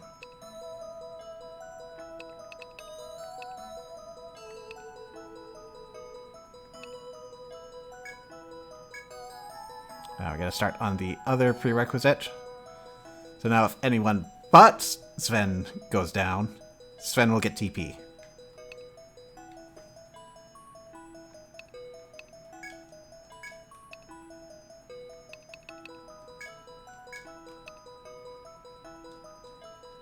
And nothing terribly exciting to say about the rest. Oh, and it seems another guild assisted you on this mission. Murotsumi, yes? I've authorized those two to go on ahead as well. If they haven't been by here yet, you can tell them yourselves.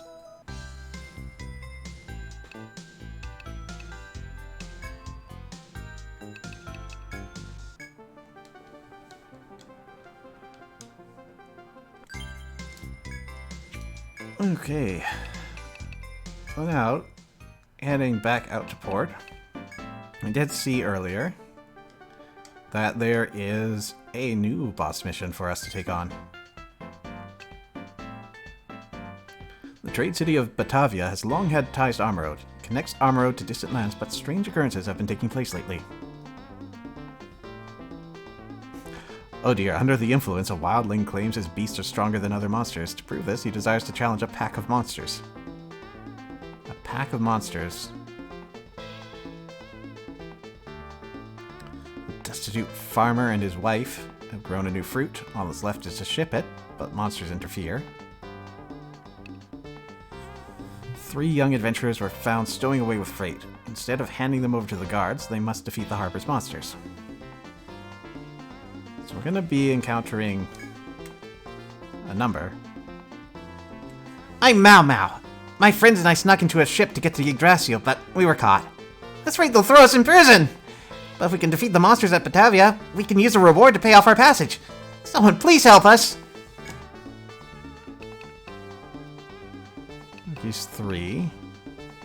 So we've got a pirate, a astrologer, a zodiac, sorry, and a not an artificer. The shoots. Arbalist, that's it. Okay, well, we don't know what exactly you're packing, but I think between the pirate and... well, no, just between the pirate, there might be some status chicanery going on. You're going to be attack. You're also going to be attack.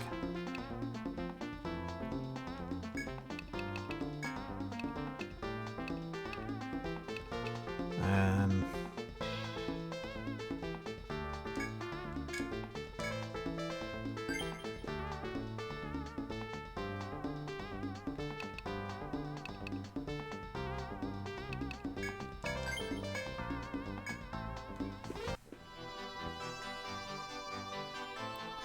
as you sail toward the trade city of Batavia, a severe tremor shakes the ship. You stop and drop anchor. Examining the water, you see the shadows of countless monsters encircling your ship. If you defeat these monsters, the children will formally be free to do as they wish. You offer the children some encouraging words before charging vehemently towards the monsters.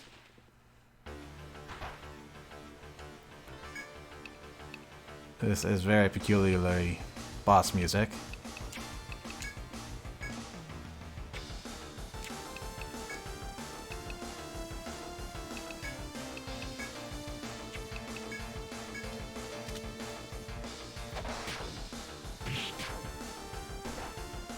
Oh, so that's what you're up to.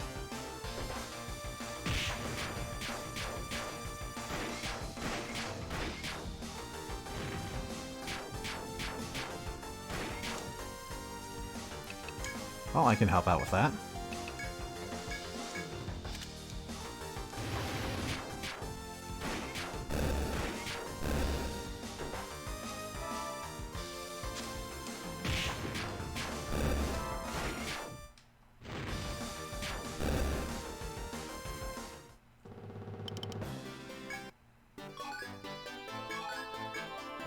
As you mow down the first wave of monsters, another swarm appears from the depths of the sea.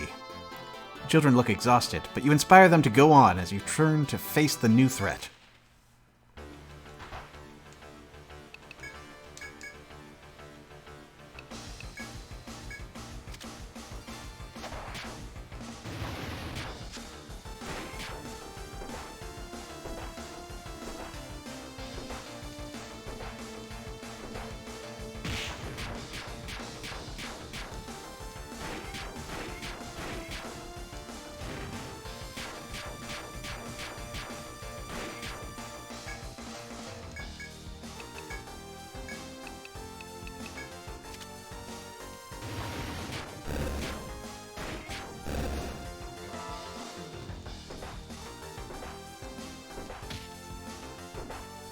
Hi, Ace.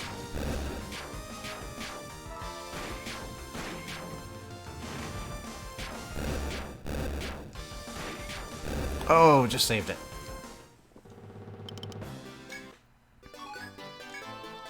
When you finally defeat the second wave of monsters, a gigantic fish breaches from the water. Suddenly, the children give a spirited cry and valiantly charge toward the fish.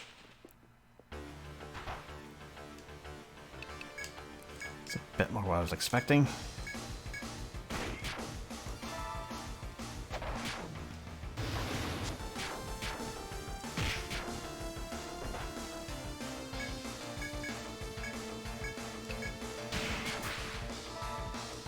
So we're not doing fire attacks anymore?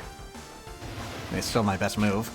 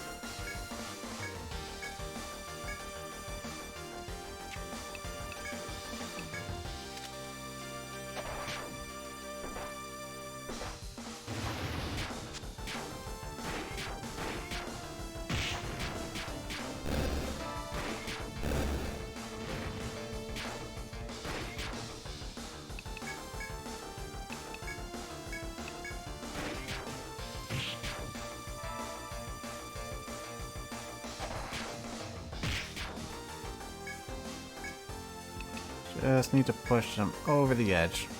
We'll still need to clear up the ads, but...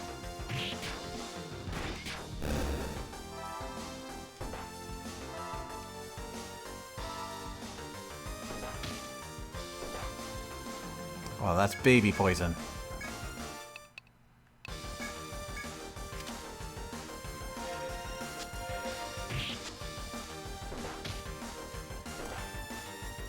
Oh, okay.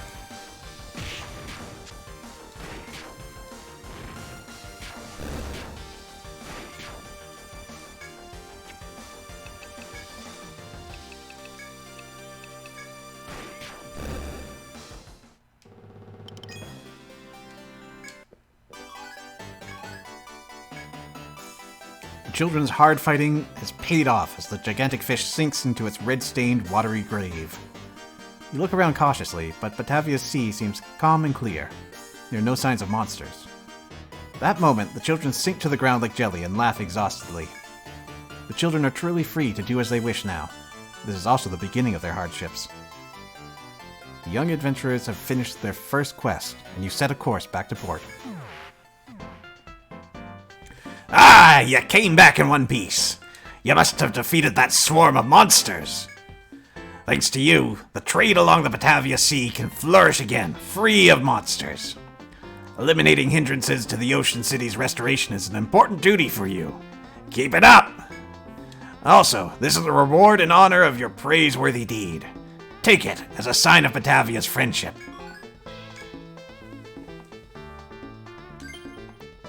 Breath script.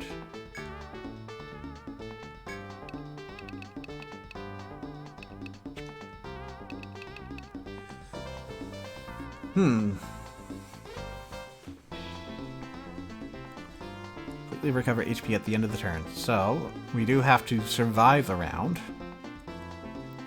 It also is not indicating whether this is a group recovery or a personal one.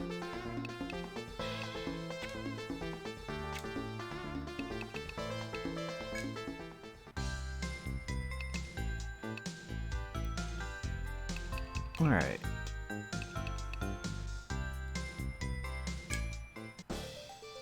From here...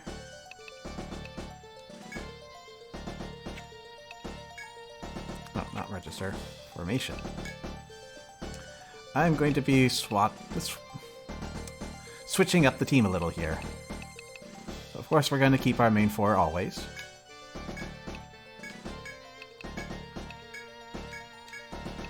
But Ray gets off the bench.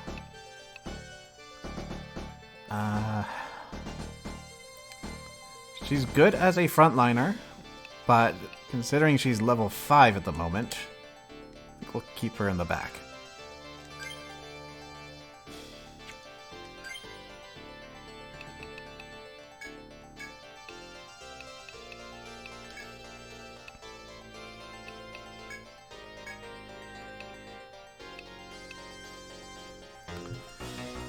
Okay. So the princess is all about buffing the team. Where do I want to start?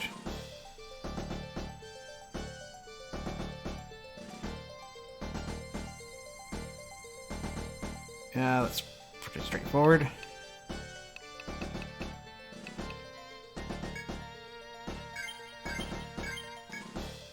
The attack order is going to buff a line of attackers.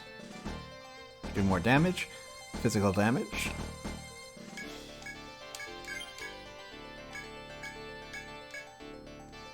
We get that up to level 5. And from there, we're going to start putting points into guard order, which raises physical defense of a line for 3 turns.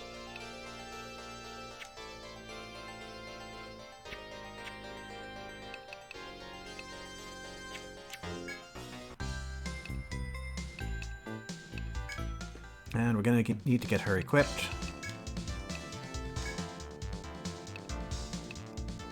So Ray can wear heavy armor.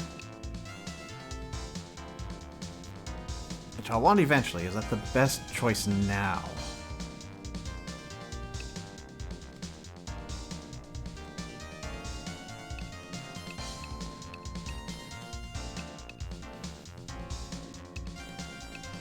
These are very close, so I'll take the speed.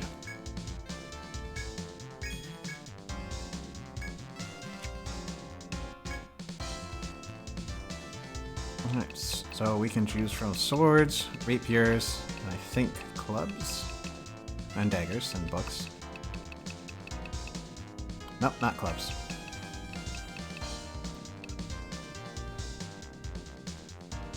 So rapiers will be quicker. It's probably what we want to go after.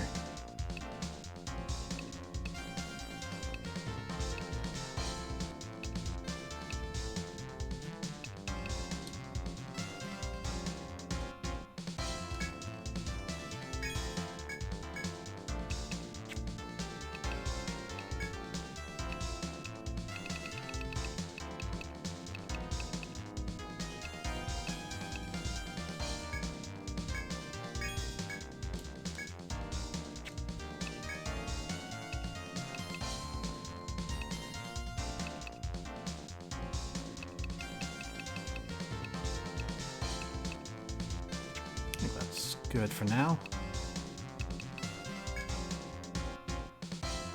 I think we have one of these already, but never hurts to have more.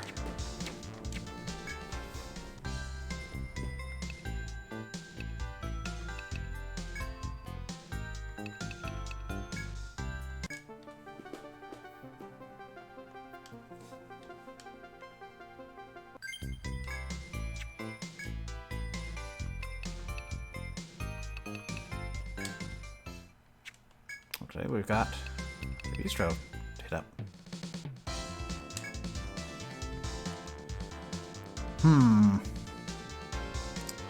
Hold off on that one just for now. Jin would really like to have gone to that one. Okay, an unusually strong monster has appeared on the first floor. It needs to be killed before it finds its way into Armor Road. Okay, that certainly sounds like a problem. Rumors of a fossil loot on the 5th floor. If they exist, I can learn so much from them. Can you find them? This is another request from that researcher Scott. Are you wanting to do it? Have you heard the rumors? Some people are saying they found monster fossils on the 5th floor. Buster over there is one of the people who says he saw them. Scott is wanting you to see if these rumors are true or not. We're both counting on you to get the job done. Get to it, explorers!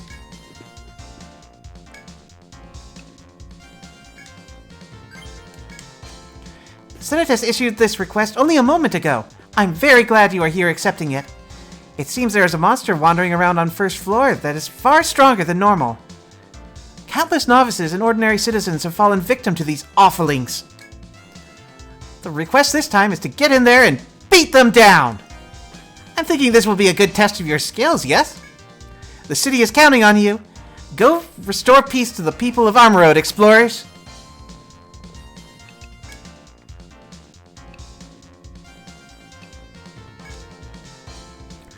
Nah, I can't let you buy me a drink today. Didn't find this one out myself. This one's on the house. You know the world puffers, yeah? They say their ebony livers taste like the food of the gods. I should try it when I get back. It's real simple how you get it. Ice one up. Freshness is everything with this thing. It rots real quick. Freeze the puffer, then yank it out. You got that? Don't tell anyone. I mean, go thank the chef who's drinking over there.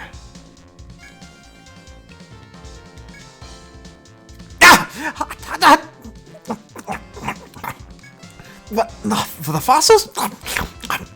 Oh, that story again. I managed to get there through a hidden way on the west side, the 5th floor.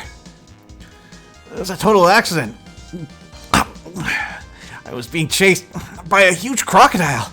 If you're not careful, you'll pass right by it. So keep an eye out. Miss, another sea beast bowl over here, please.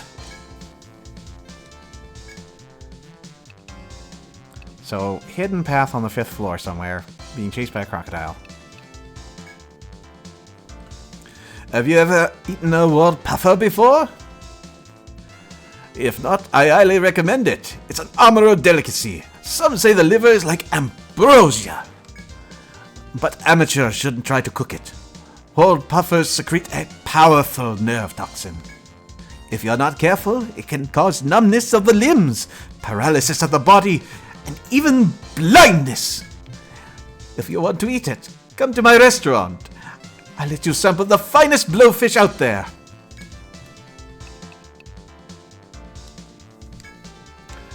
What's that you say?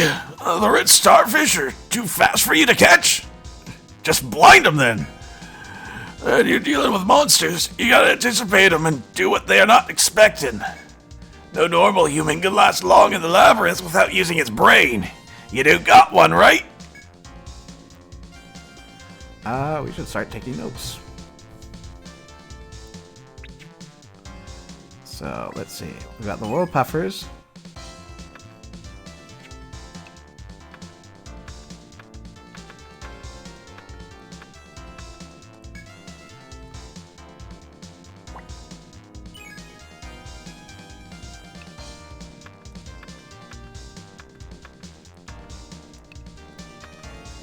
Regrettably, we can't do much about that.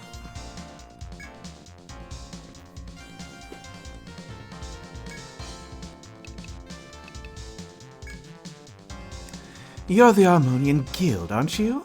I've heard you've been to the second stratum. In honor of your travels, allow me to regale you with stories of the Undersea Grotto today. Congratulations on venturing into the Undersea Labyrinth, but all explorers must breathe, no? It's one of those things you take for granted without thinking about it. Normally, there's no need. But in this case, it may be worth considering.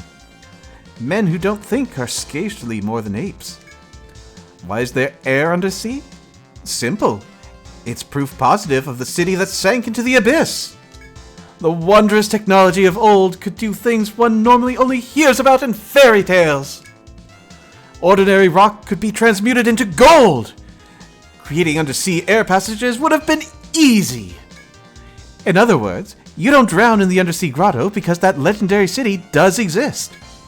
It's said to have close ties to the royal family of 100 years ago, but that's a tale for another day. You see it every day, but don't give it much thought, There's a strange old story about Yggdrasil. Do you know the tale of the porcelain offering? Long before the calamity, before Yggdrasil's time, there was a terrible epidemic here. Men, women, and children died left and right. The people despaired and prayed to the heavens. If there is a God in this world, please save us! Surprisingly enough, something like white, glowing snow began falling from the heavens. Those who touched the light were immediately cured. Mankind was saved from the epidemic. The next surprise in store for the joyous masses was a gigantic tree towering suddenly above them. That is the legend of Yggdrasil's descent. The white light was said to be ambrosia brought to save us. People call it the porcelain offering, and built their ocean city around Yggdrasil. Pardon the length, but that is the legend. Or perhaps it's more of a fairy tale. But I see you've noticed the discrepancy. Indeed, that tree you see now isn't the true Yggdrasil. The true tree sunk alongside the center of Amuro during the calamity. What we have now is a lifeless shell left behind when Yggdrasil sank beneath the waves. According to legend, that tree has many unusual powers, but I'll speak of those at a later date. Did I speak out of turn? I must protest. My profession requires me to sing loud and long. But I jest. Come again, explorers, if you wish to hear my stories. Do you lovers know of the famous island Tortuga? Rumor has it that the Pirate King's treasure is buried there. No one's found it yet. Just the other day, an infamous pirate crew in the East Sea set off to Tortuga. But before they found the booty, the ghost ship let loose a cannon fusillade into the mist. They had culverin with them, but sounds to me like it wasn't any use against a ghost ship. If you're foolhardy enough to be interested, go yourself. You may recover the cannons at least. Somewhere out there is a ghost ship.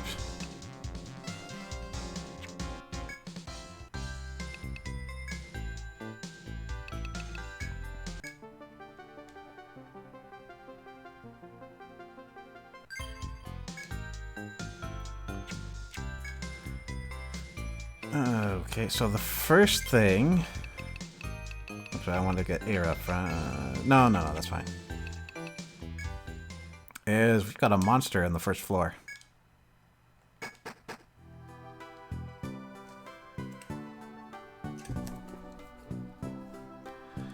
The moment you step into the forest, an ear-piercing howl shakes the air around you. You think back to the request you accepted. That sound likely came from the target. You can seek out the monster and fight it, or ignore it for now and continue on your way. Ah, that looks like 3 monsters.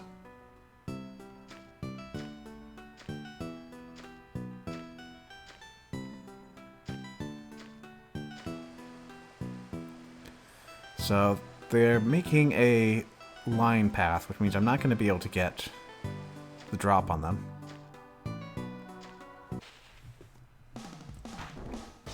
Oh, okay, this isn't so bad.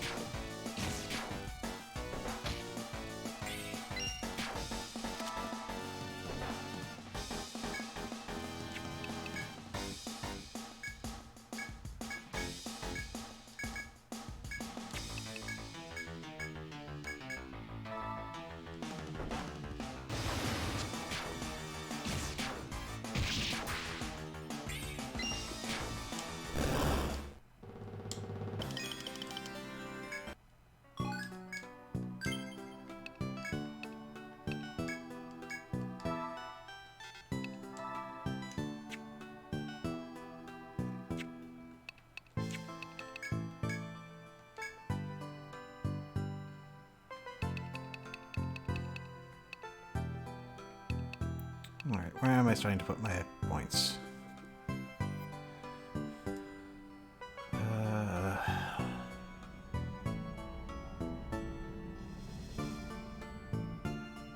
Since this is only going to have good things and no bad things, I will make the elephant a bit better. And then I will maybe hold off on that.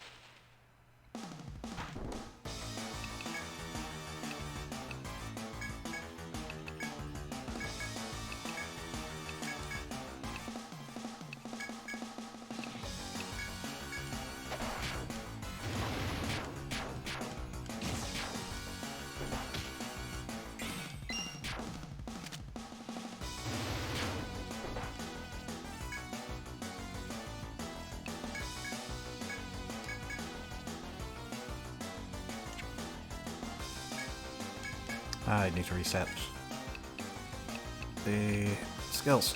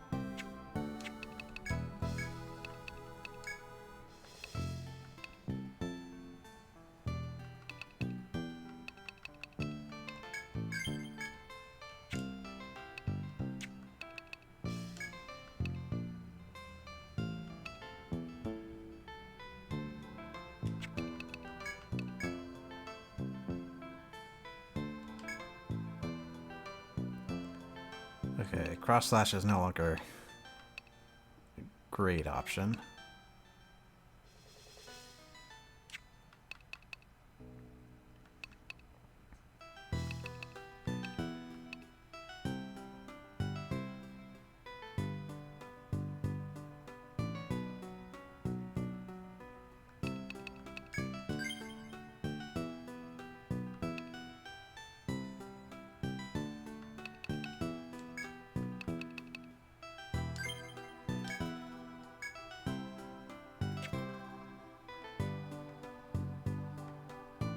Alright, one more lizard to go. And at least one random encounter on the way.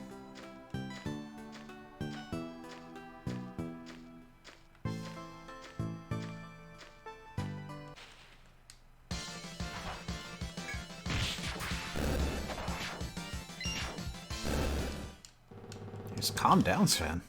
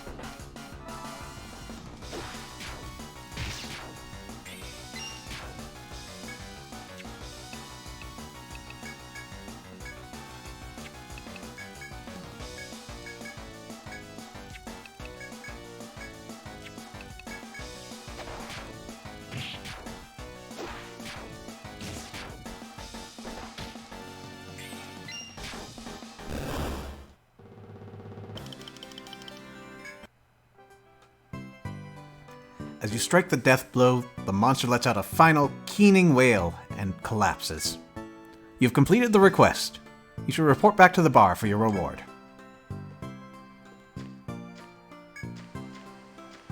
Oh wait, it's quicker this way.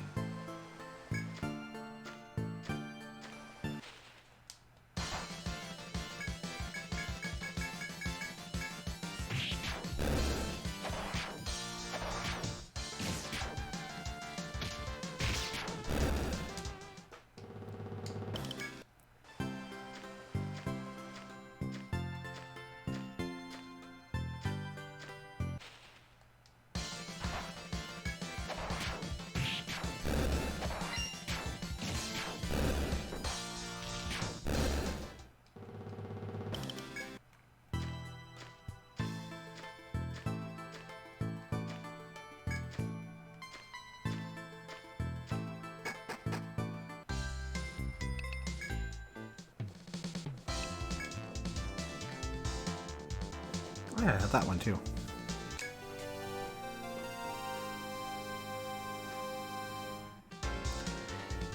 How did the going go? Did you get the nest? Ah, I see you went through a dealing of trouble. I am sure SBR will be happy. It was a very sweet smelling. I think I am obligated to check if this is the real thing, yes? I doubt SBR will be noticing if I take a little nibble on it for myself. I am the joking! Do not glare at me so. I could never tamper with my merchandise. My reputation would be ruined. Here's the reward for you. Hurry and take it.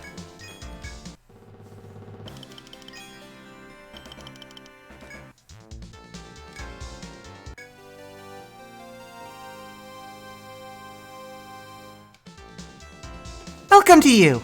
You're returning with safety! Yay! A guard came in a moment past and told me you accomplished the request. You are getting so strong lately, so dependable. Thanks to you, the danger is dealt with and Armroad is resting easy now. Worked the good upkeep, yes? Here is the rewardings, as promised. Do help us again.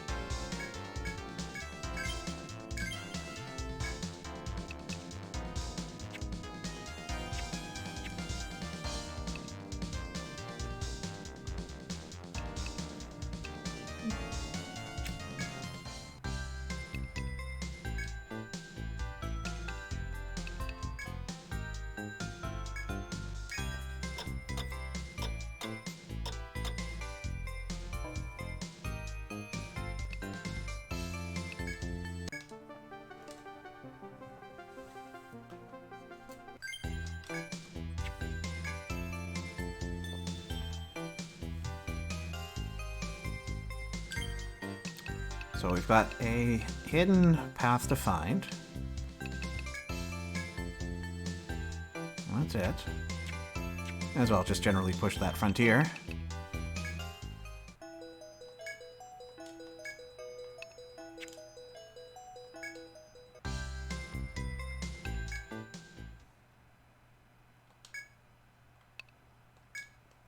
Let's see what it's all about. Hold on. We gotta do this properly.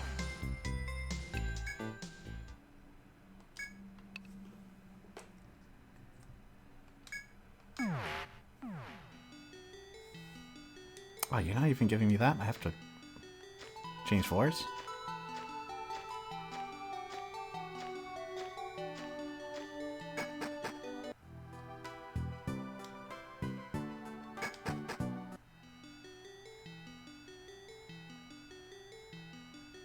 That's better.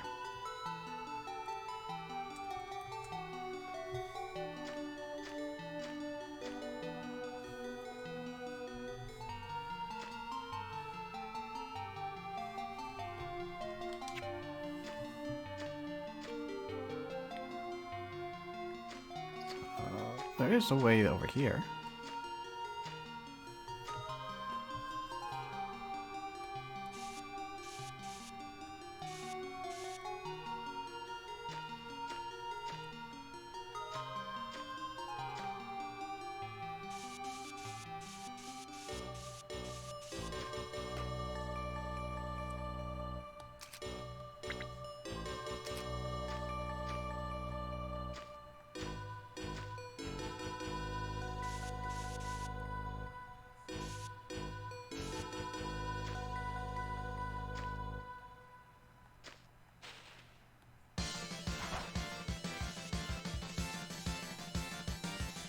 Okay, so regrettably we can't blind these.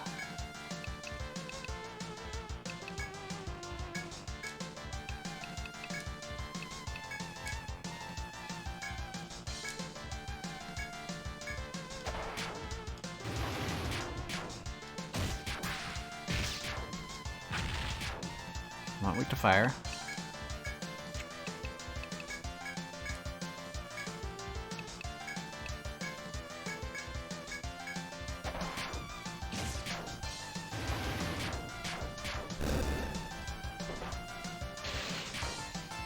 Volt. He used an ice skill, so I wouldn't imagine. But...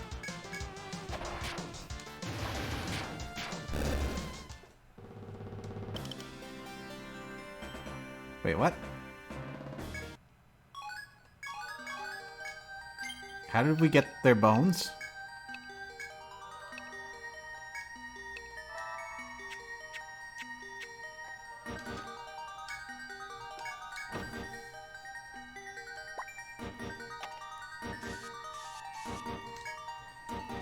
Ice Star, that is ice attack in item form.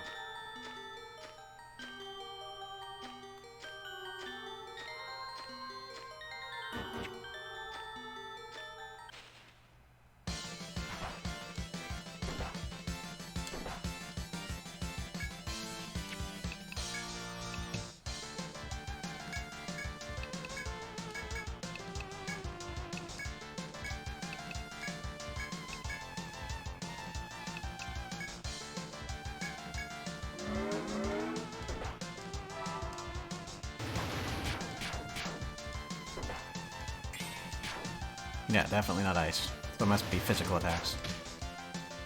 Of some form.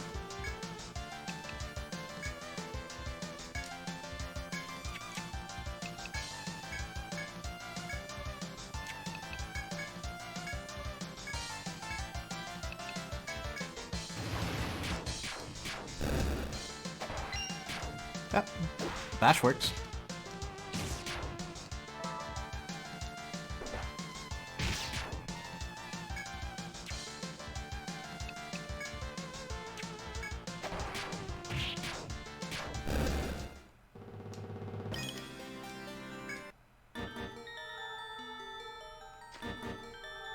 Did I just get the wrong monster then that needs to be blind?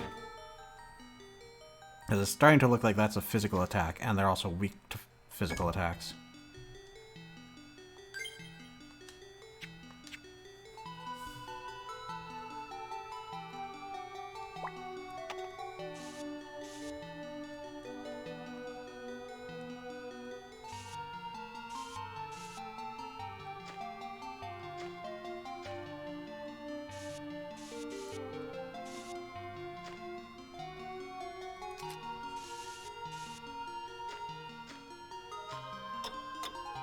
We also have to figure out what the shortcut is.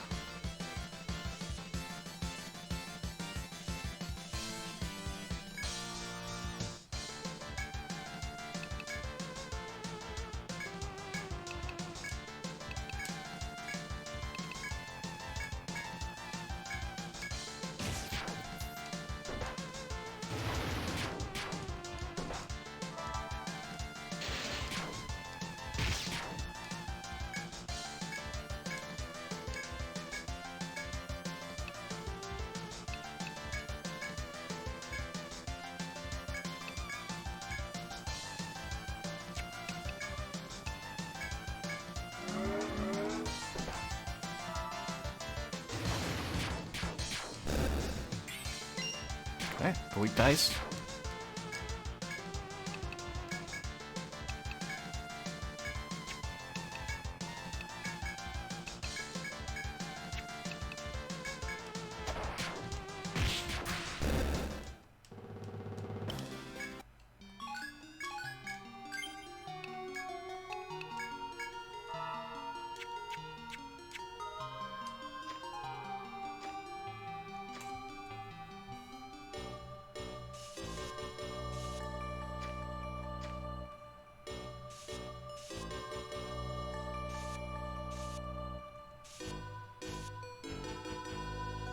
Okay, so it has to be a dead end in there.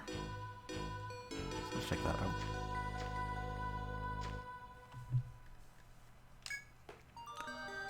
As you walk the ocean floor, you find a small tide pool at a dead end. The clear seawater holds, among other things, shellfish of various hues and shapes. You wonder if the shellfish are edible. The fastest way to find out may be to try one. I have multiple choice this time.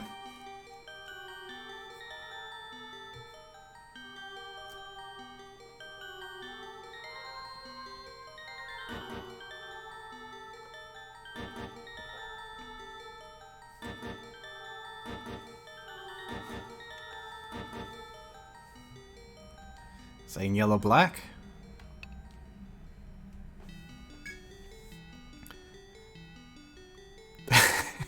Well, Surin takes a tusked fish from the tide pool, cracks it open, and tastes it cautiously. It has a smooth, milky taste, which Surin enjoys very much indeed. And Surin got 40 TP back.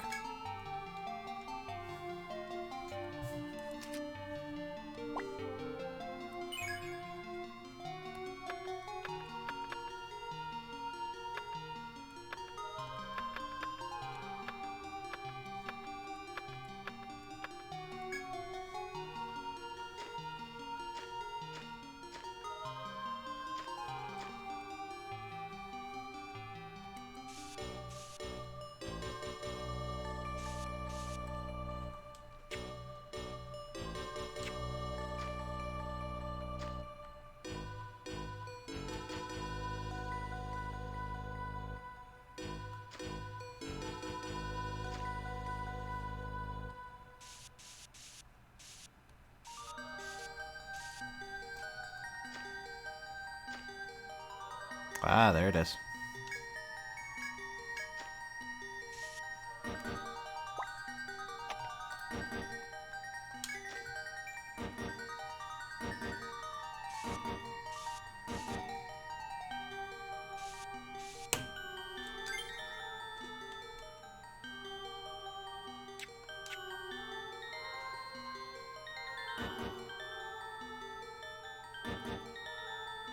Yeah, let's take that corner up there.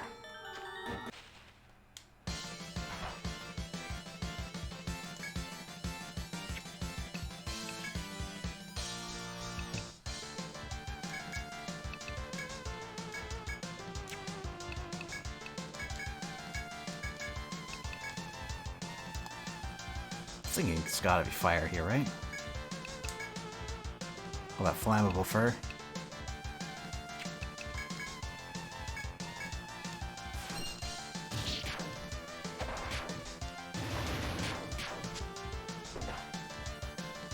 Uh-oh. Oh, there's fire.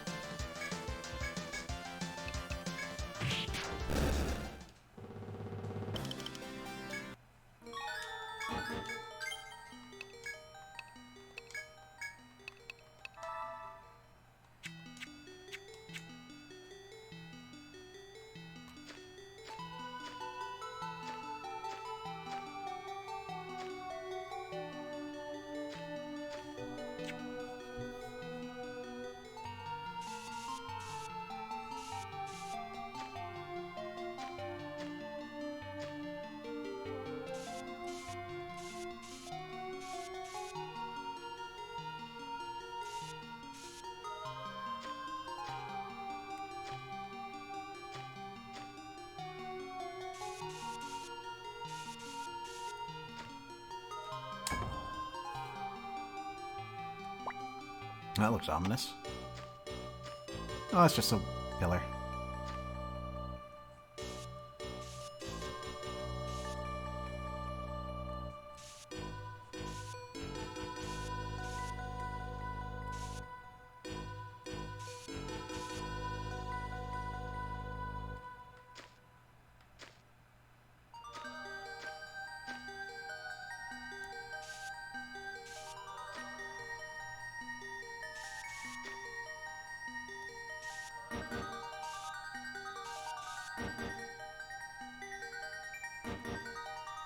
Bye.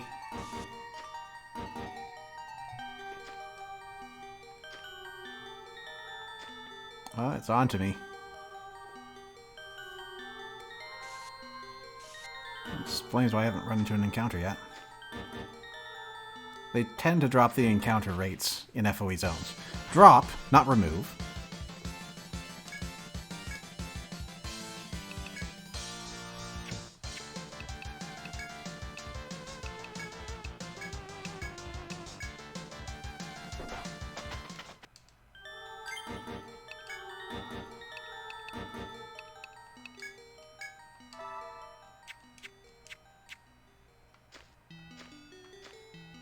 I need you to keep up with me so I can do this.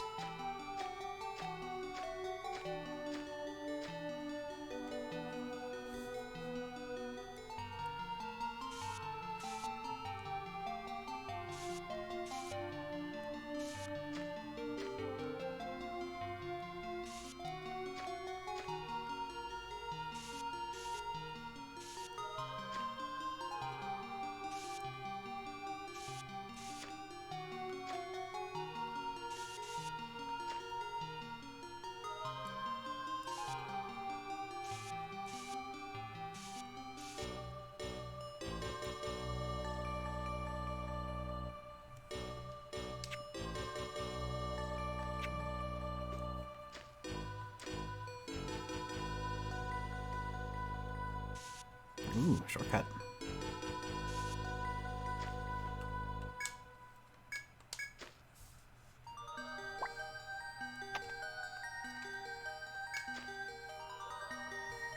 Man, they've lost sight of me too. That one has not.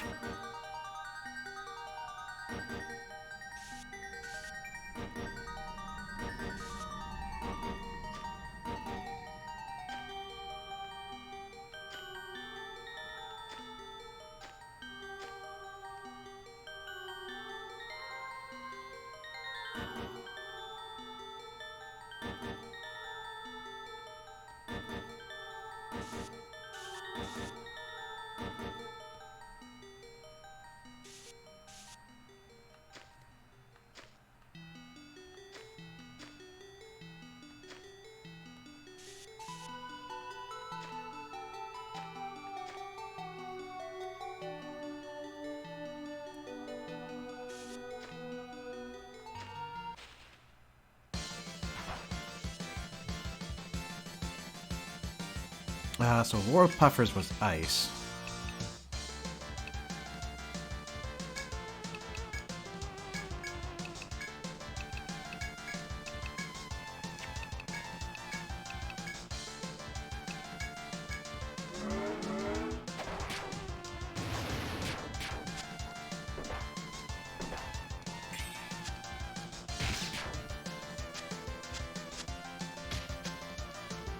Okay, well, that's not going great.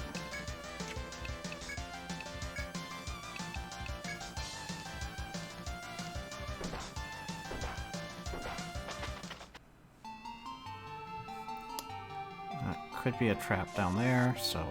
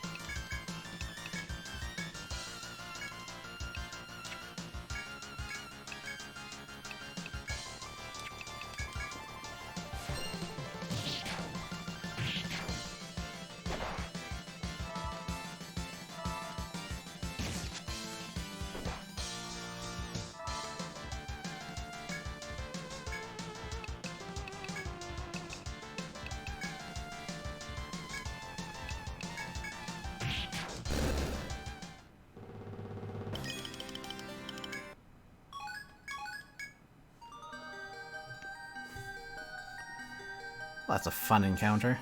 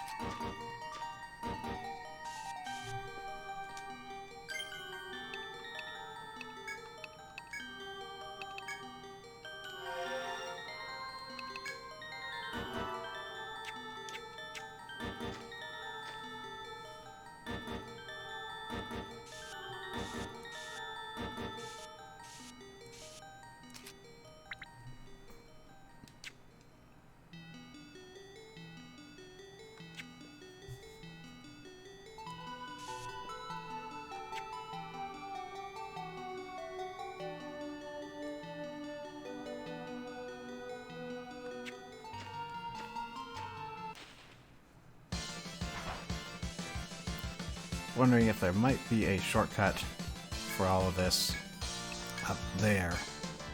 I'm not banking hopes on it though. Going this way is going to get something more meaningful. If we survive.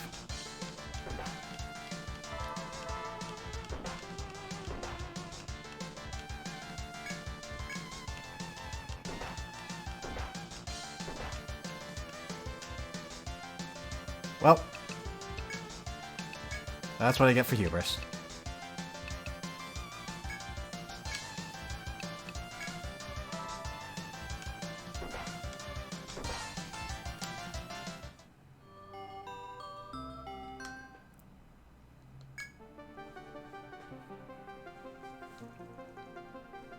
Okay, so we have to remember that the events, the shortcuts, and the chests that we found are not saved.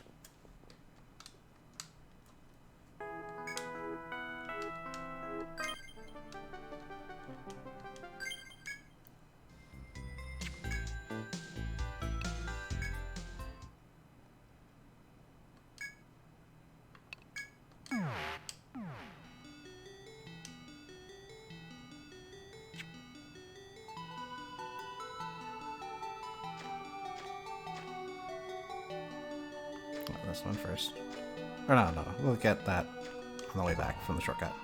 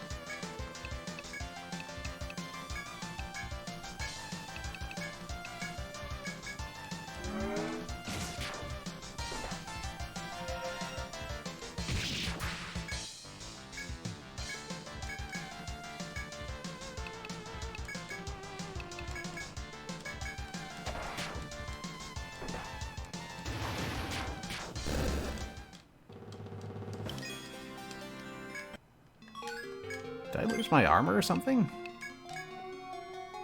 No. They just hit that hard.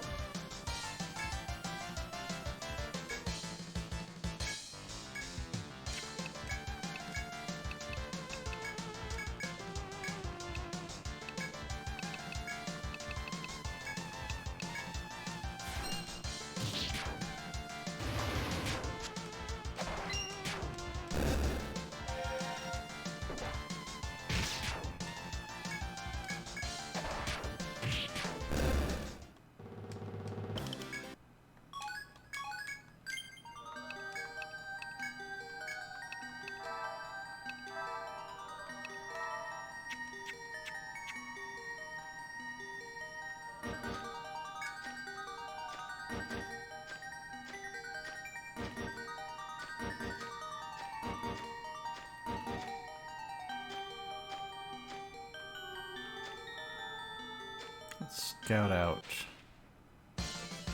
and get a shortcut.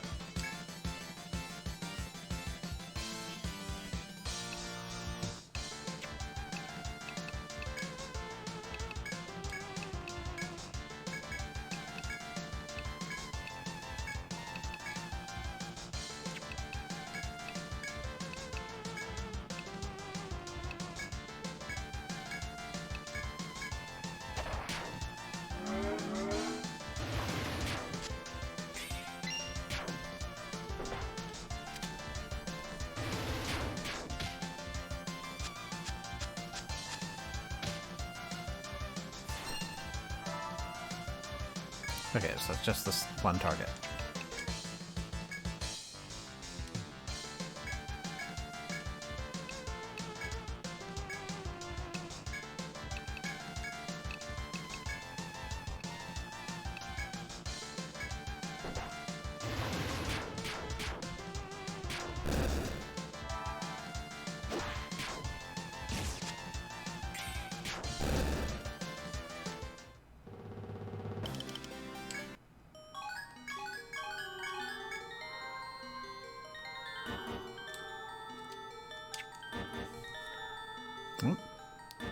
What have I dragged around?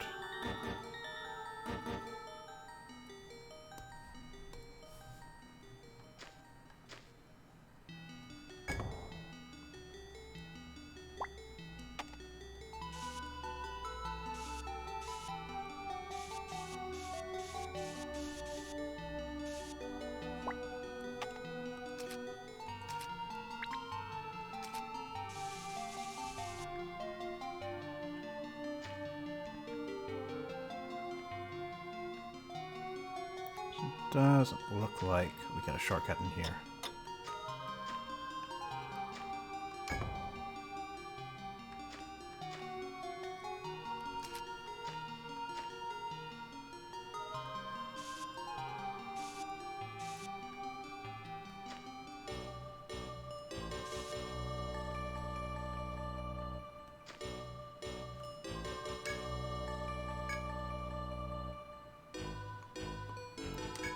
Okay.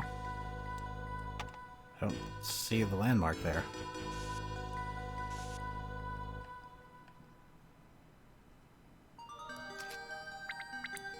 But that's where I need to get to.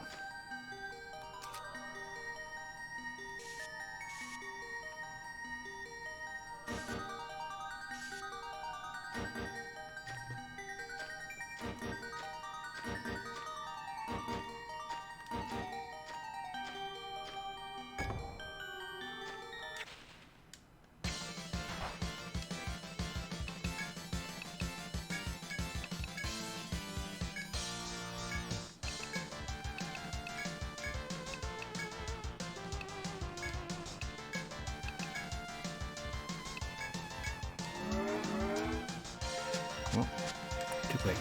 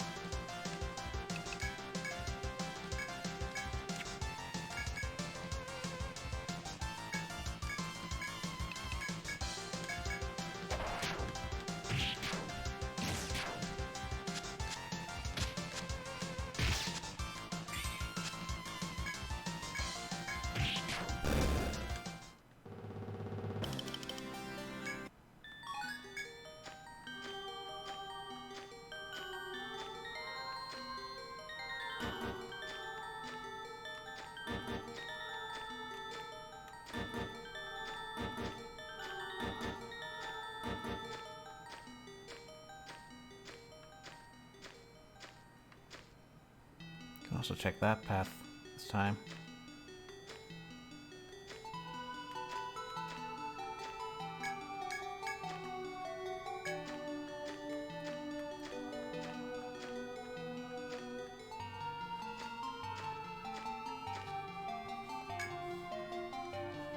As you wander the undersea path, you stop to admire a small pond of seawater.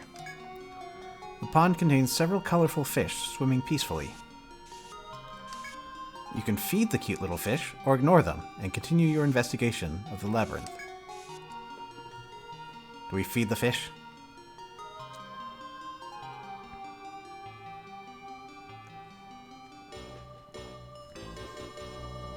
Feed the fishies. You tear off some bread and drop it into the pool, causing the fish to gather and nibble at it. You spend a few peaceful moments watching the fish before a black shadow suddenly approaches. Seems this small pond of fish is a feeding ground for sea monsters. You are seized with a desire to fight the monster and save the small fish, but then again...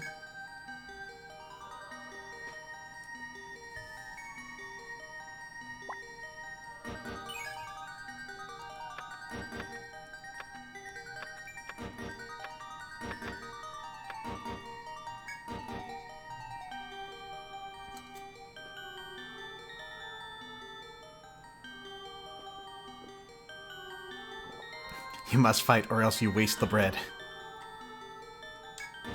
You quickly break the surface of the water to divert the monster's attention before it eats the fish. The monster, finding you to be more appetizing to prey, jumps out of the water at you. Oh dear.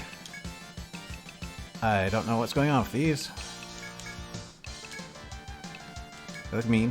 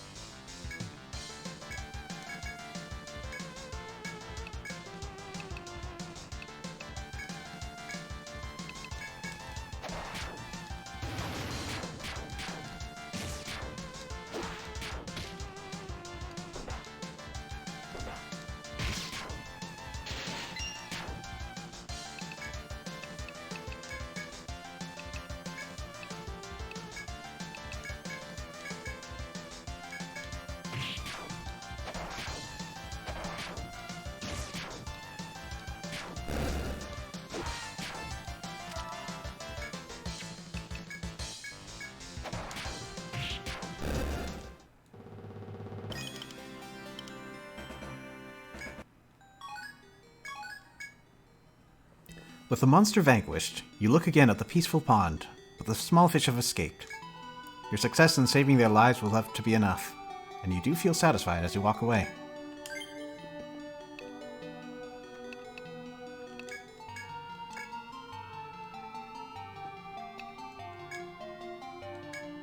Let's get some of those status elements happening more frequently.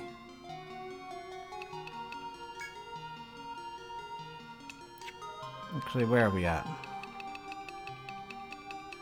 So time for more fists.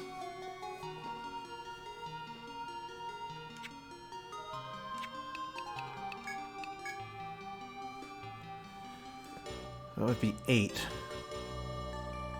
Not quite yet. But we're getting there.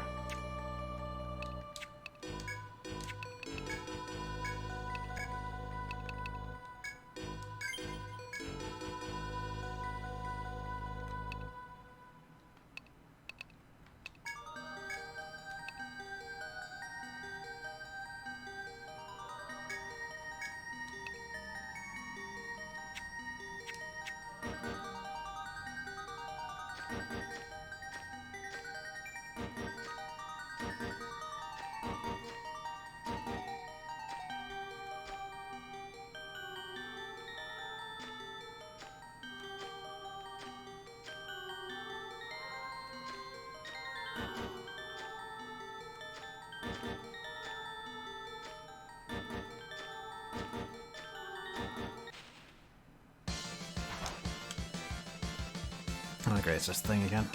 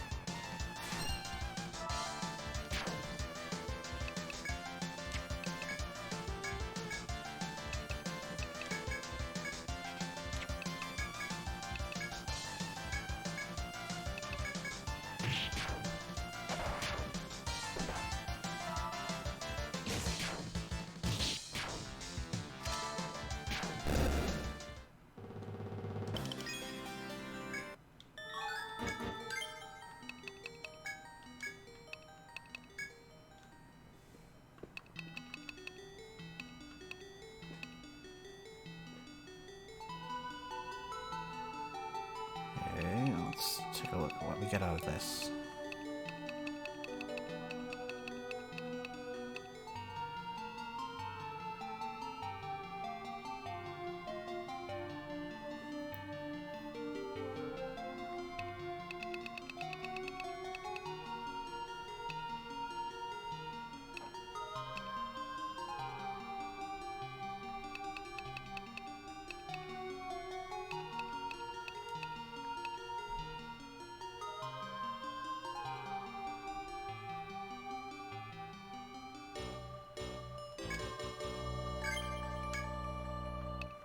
Let's get a little bit of TP back. Point alone is not going to be enough, but let's start building that up.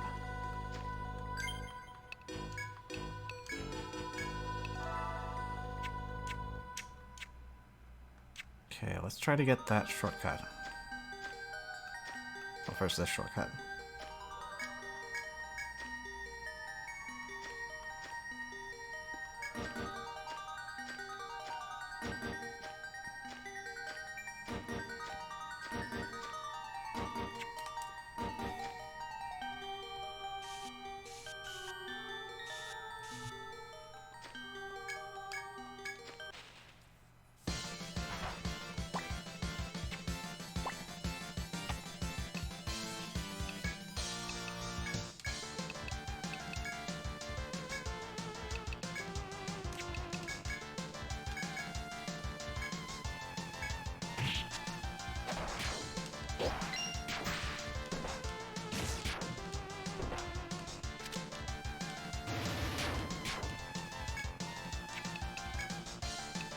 Yeah, that's not gonna go well.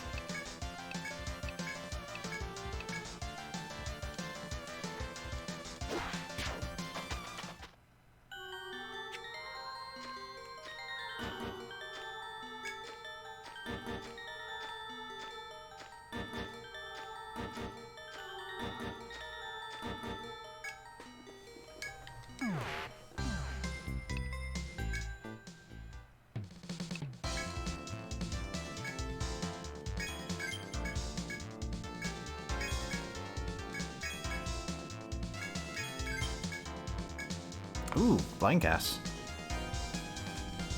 So that will get us that blind conditional.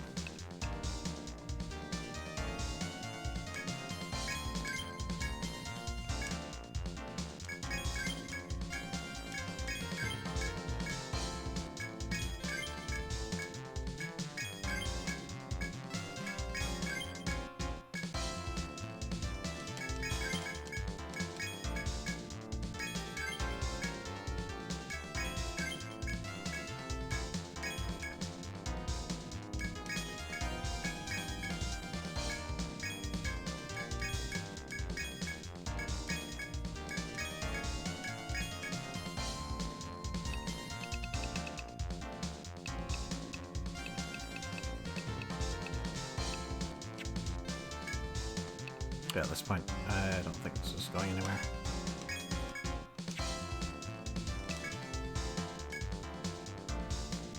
Okay, so Lance, which comes with 2 slots.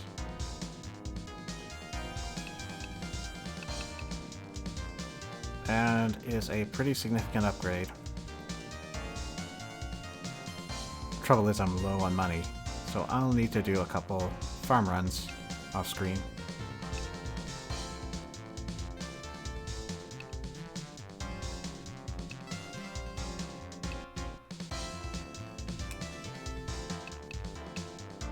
Let's see, the Scorpion.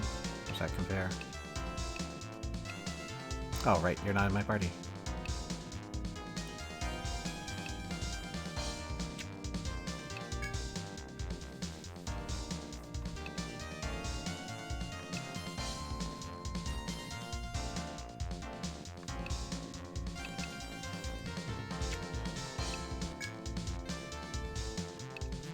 Also need more frog cheeks.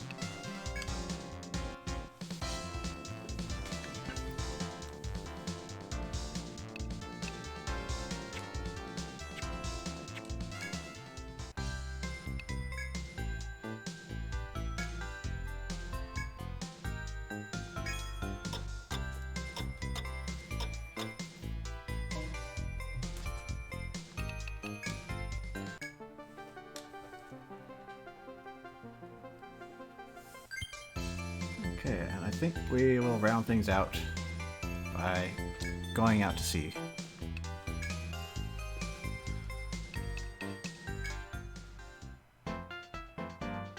So, what should I be looking for?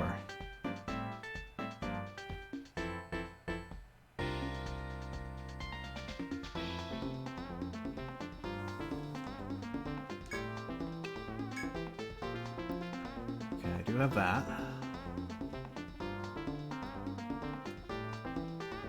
Got that.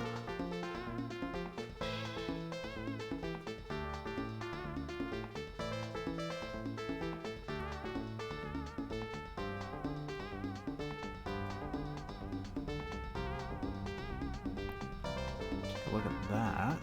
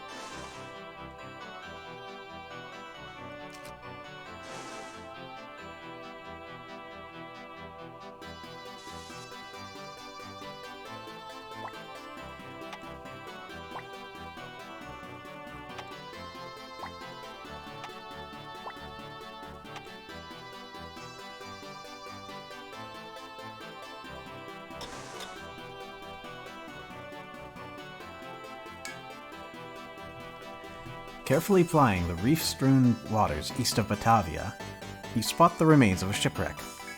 As you look more closely, you can see several crates, likely cargo from the ship, floating nearby. You can salvage the crates if you wish, or proceed on your way without doing anything.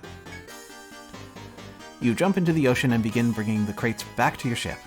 After recovering all the crates you can find, you pick one and open it. You discover that the box is full of black pepper seeds, a high-quality spice as valuable as gold. This brightens your mood considerably, and you have the crates carefully stowed aboard.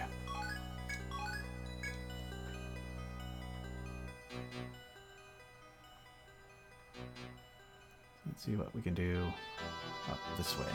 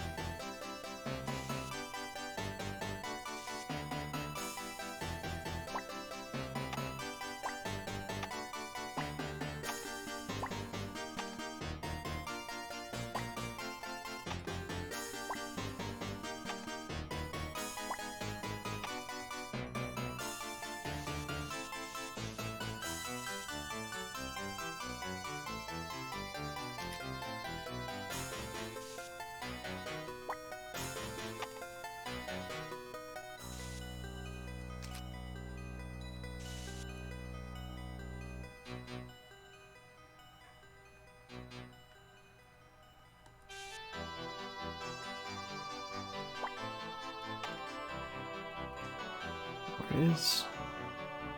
Oh, it's 1, 2.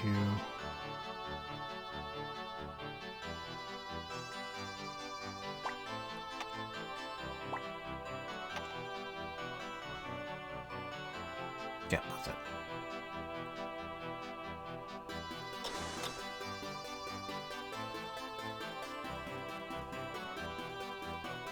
Sort of.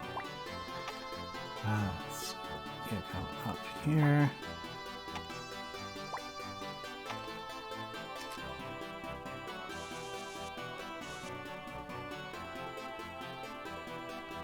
There you go. Up.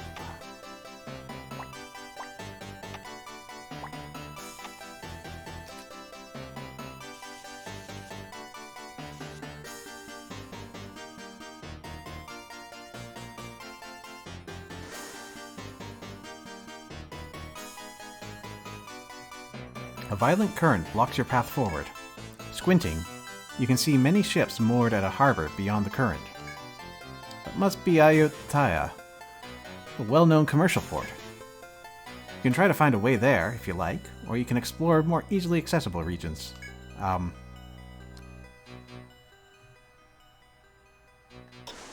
Boop.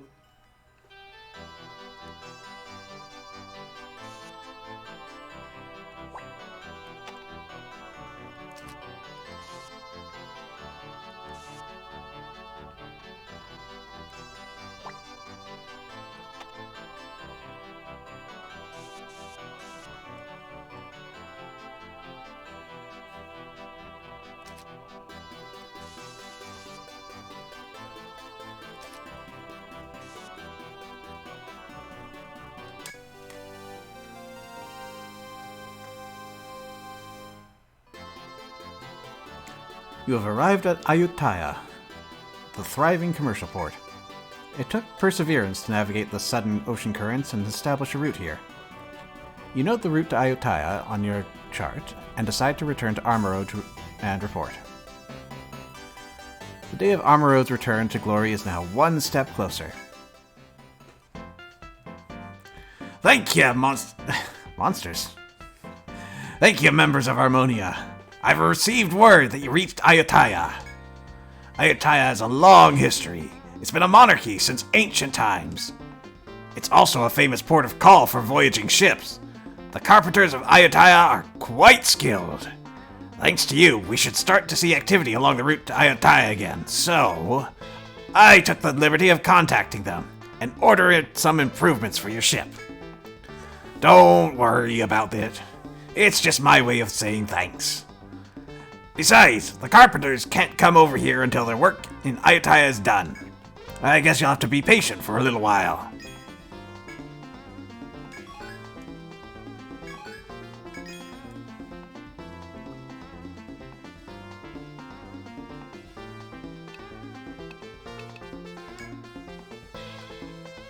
Okay, so where else can we try?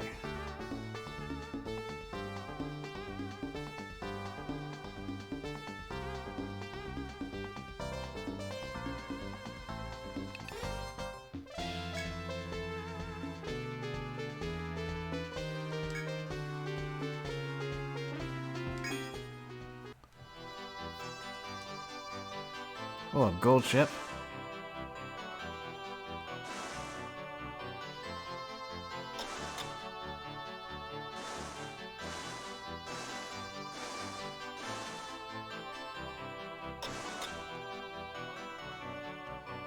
Rude.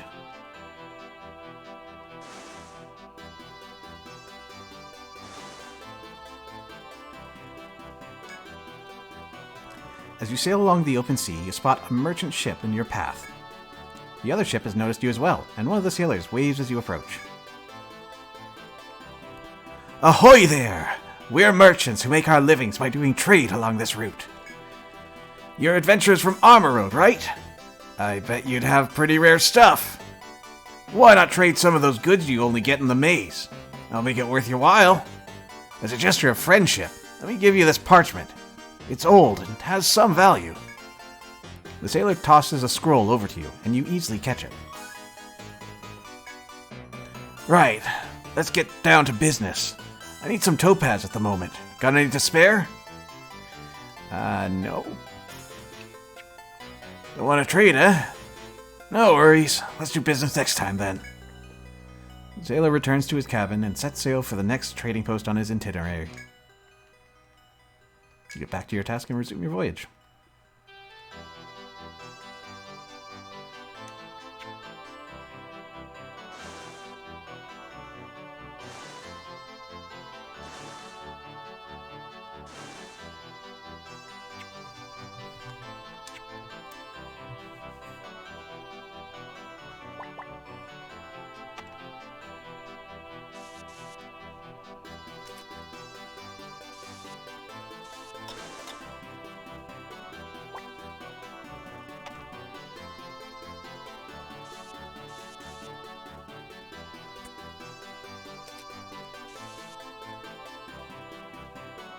I don't think that map's quite right there.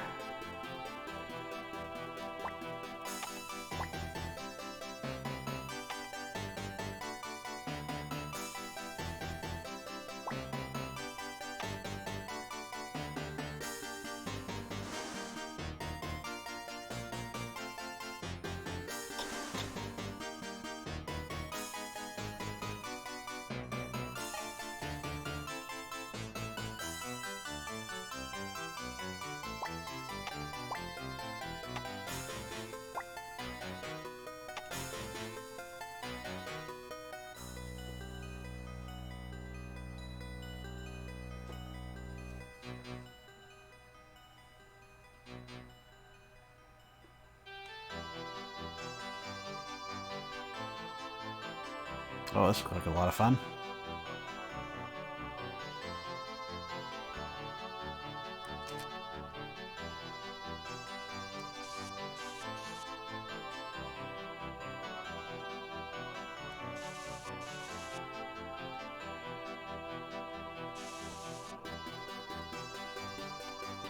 Up 2 ahead.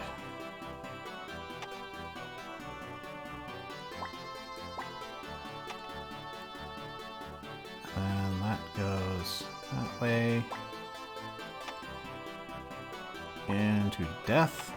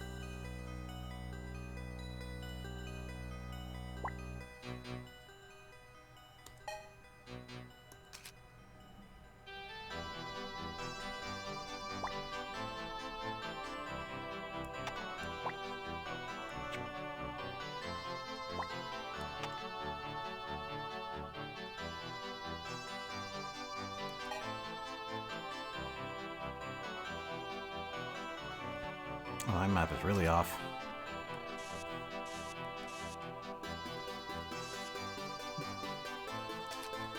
Navigating the currents between the intricately placed islands, you spot an odd isle up ahead. Large stones in the shape of human faces line the coast, staring into space with empty eyes. If you have the provisions for it, you can make your way toward the island.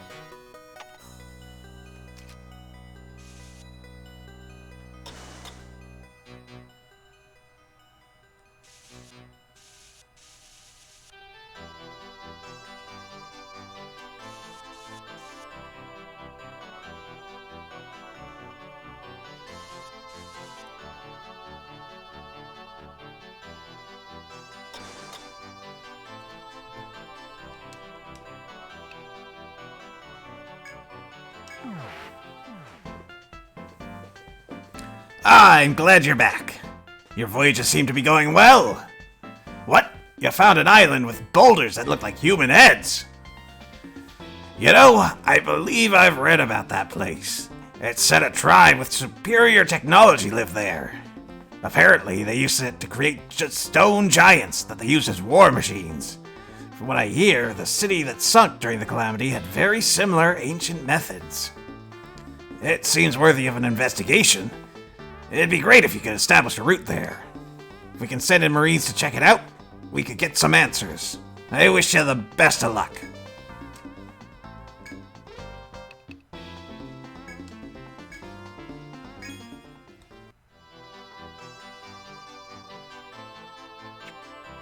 Okay, let's head out the direction I originally wanted to go.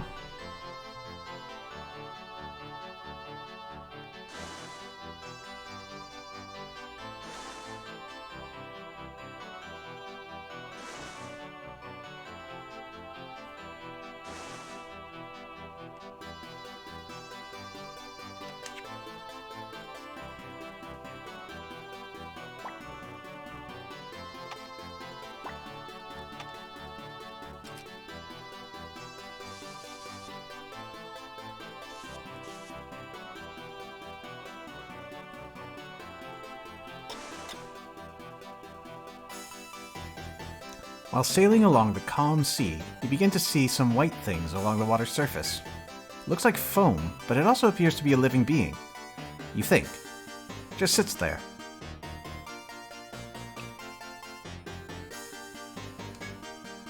Era volunteers to investigate, and leaps into the water without another word. Everyone holds their breath and watches, and Era happily pops out of the water. You can see Era is holding a large sea turtle that is struggling to get free. Once back on board, Era reports a vent of hot water at the bottom of the sea. This sea turtle must have come here to feed on plants that grow on the minerals here. You put the turtle Era caught in the hold and set sail.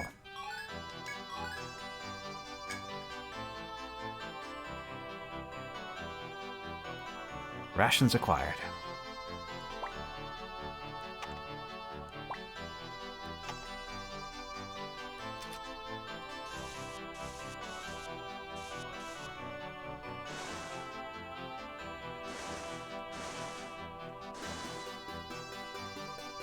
As you sail the seas near Armor Road, you see a large splash ahead. You quickly lower anchor. Looking closely, you can see a fish easily larger than your ship battling a crawfish-like creature. The crawfish has the fish in one of its giant claws, but the fish is thrashing about wildly. However, lacking the means to escape the crawfish's vice-like grip, the fish falls lifeless. The crawfish pulls its prey into the deep and disappears. Where it once was, you spot something. In the crimson-stained waters, you find a crawfish claw, likely knocked off during the struggle. If you wish, you can pull the crawfish claw aboard and take it with you.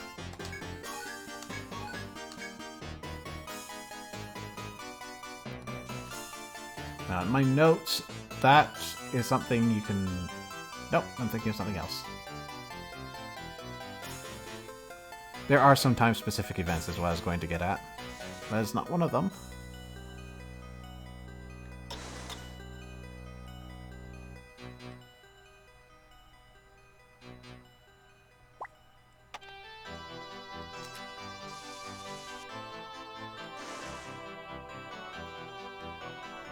See anything else I can get up here? Yes.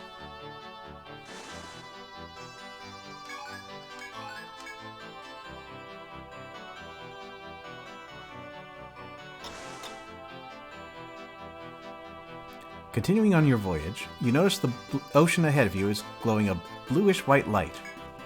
The lit area, about the length of 10 of your ship, bobs eerily on the waves. It may be moving. It does not appear to be alive, but if it is, its size could make it a threat. You're unsure whether you should dive in and investigate the glow, or play it safe and leave. You lower Era on a rope into the sea. Era closes in on the glow and sees that it genuinely is something glowing under the sea. Picking it up, Era observes that it is jelly-like and does not seem to be dangerous, but as Era attempts to investigate further, the glowing objects sink into the ocean. Once Era is back on board, you notice jellyfish-like things on Era's arms. You have heard tales of light salps. creatures akin to jellyfish that live in these waters. It seems the glow that you just witnessed was a colony of these light salps.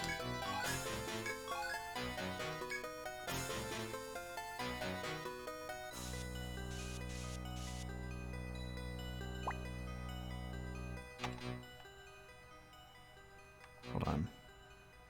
This is a little closer.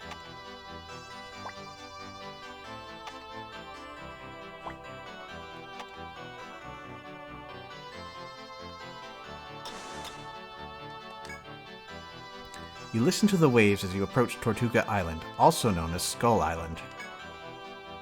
There are holes dug into the rock, obviously created by the hand of man. There may be some kind of ore left for you to mine, but it's possible nothing remains. You're free to attempt to mine the glyph before you, if you wish. After several hours of labor, you stop as your pickaxe strikes something in the rock.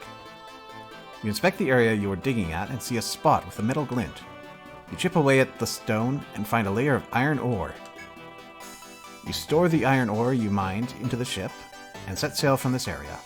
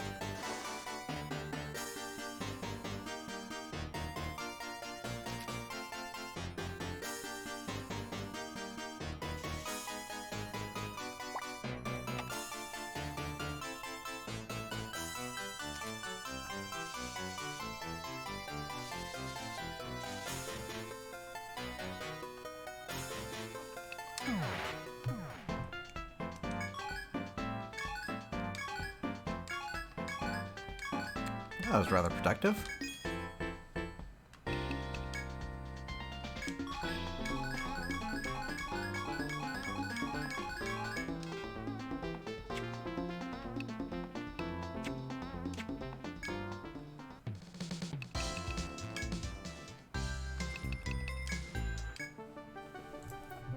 Alright, and that is going to do it for tonight.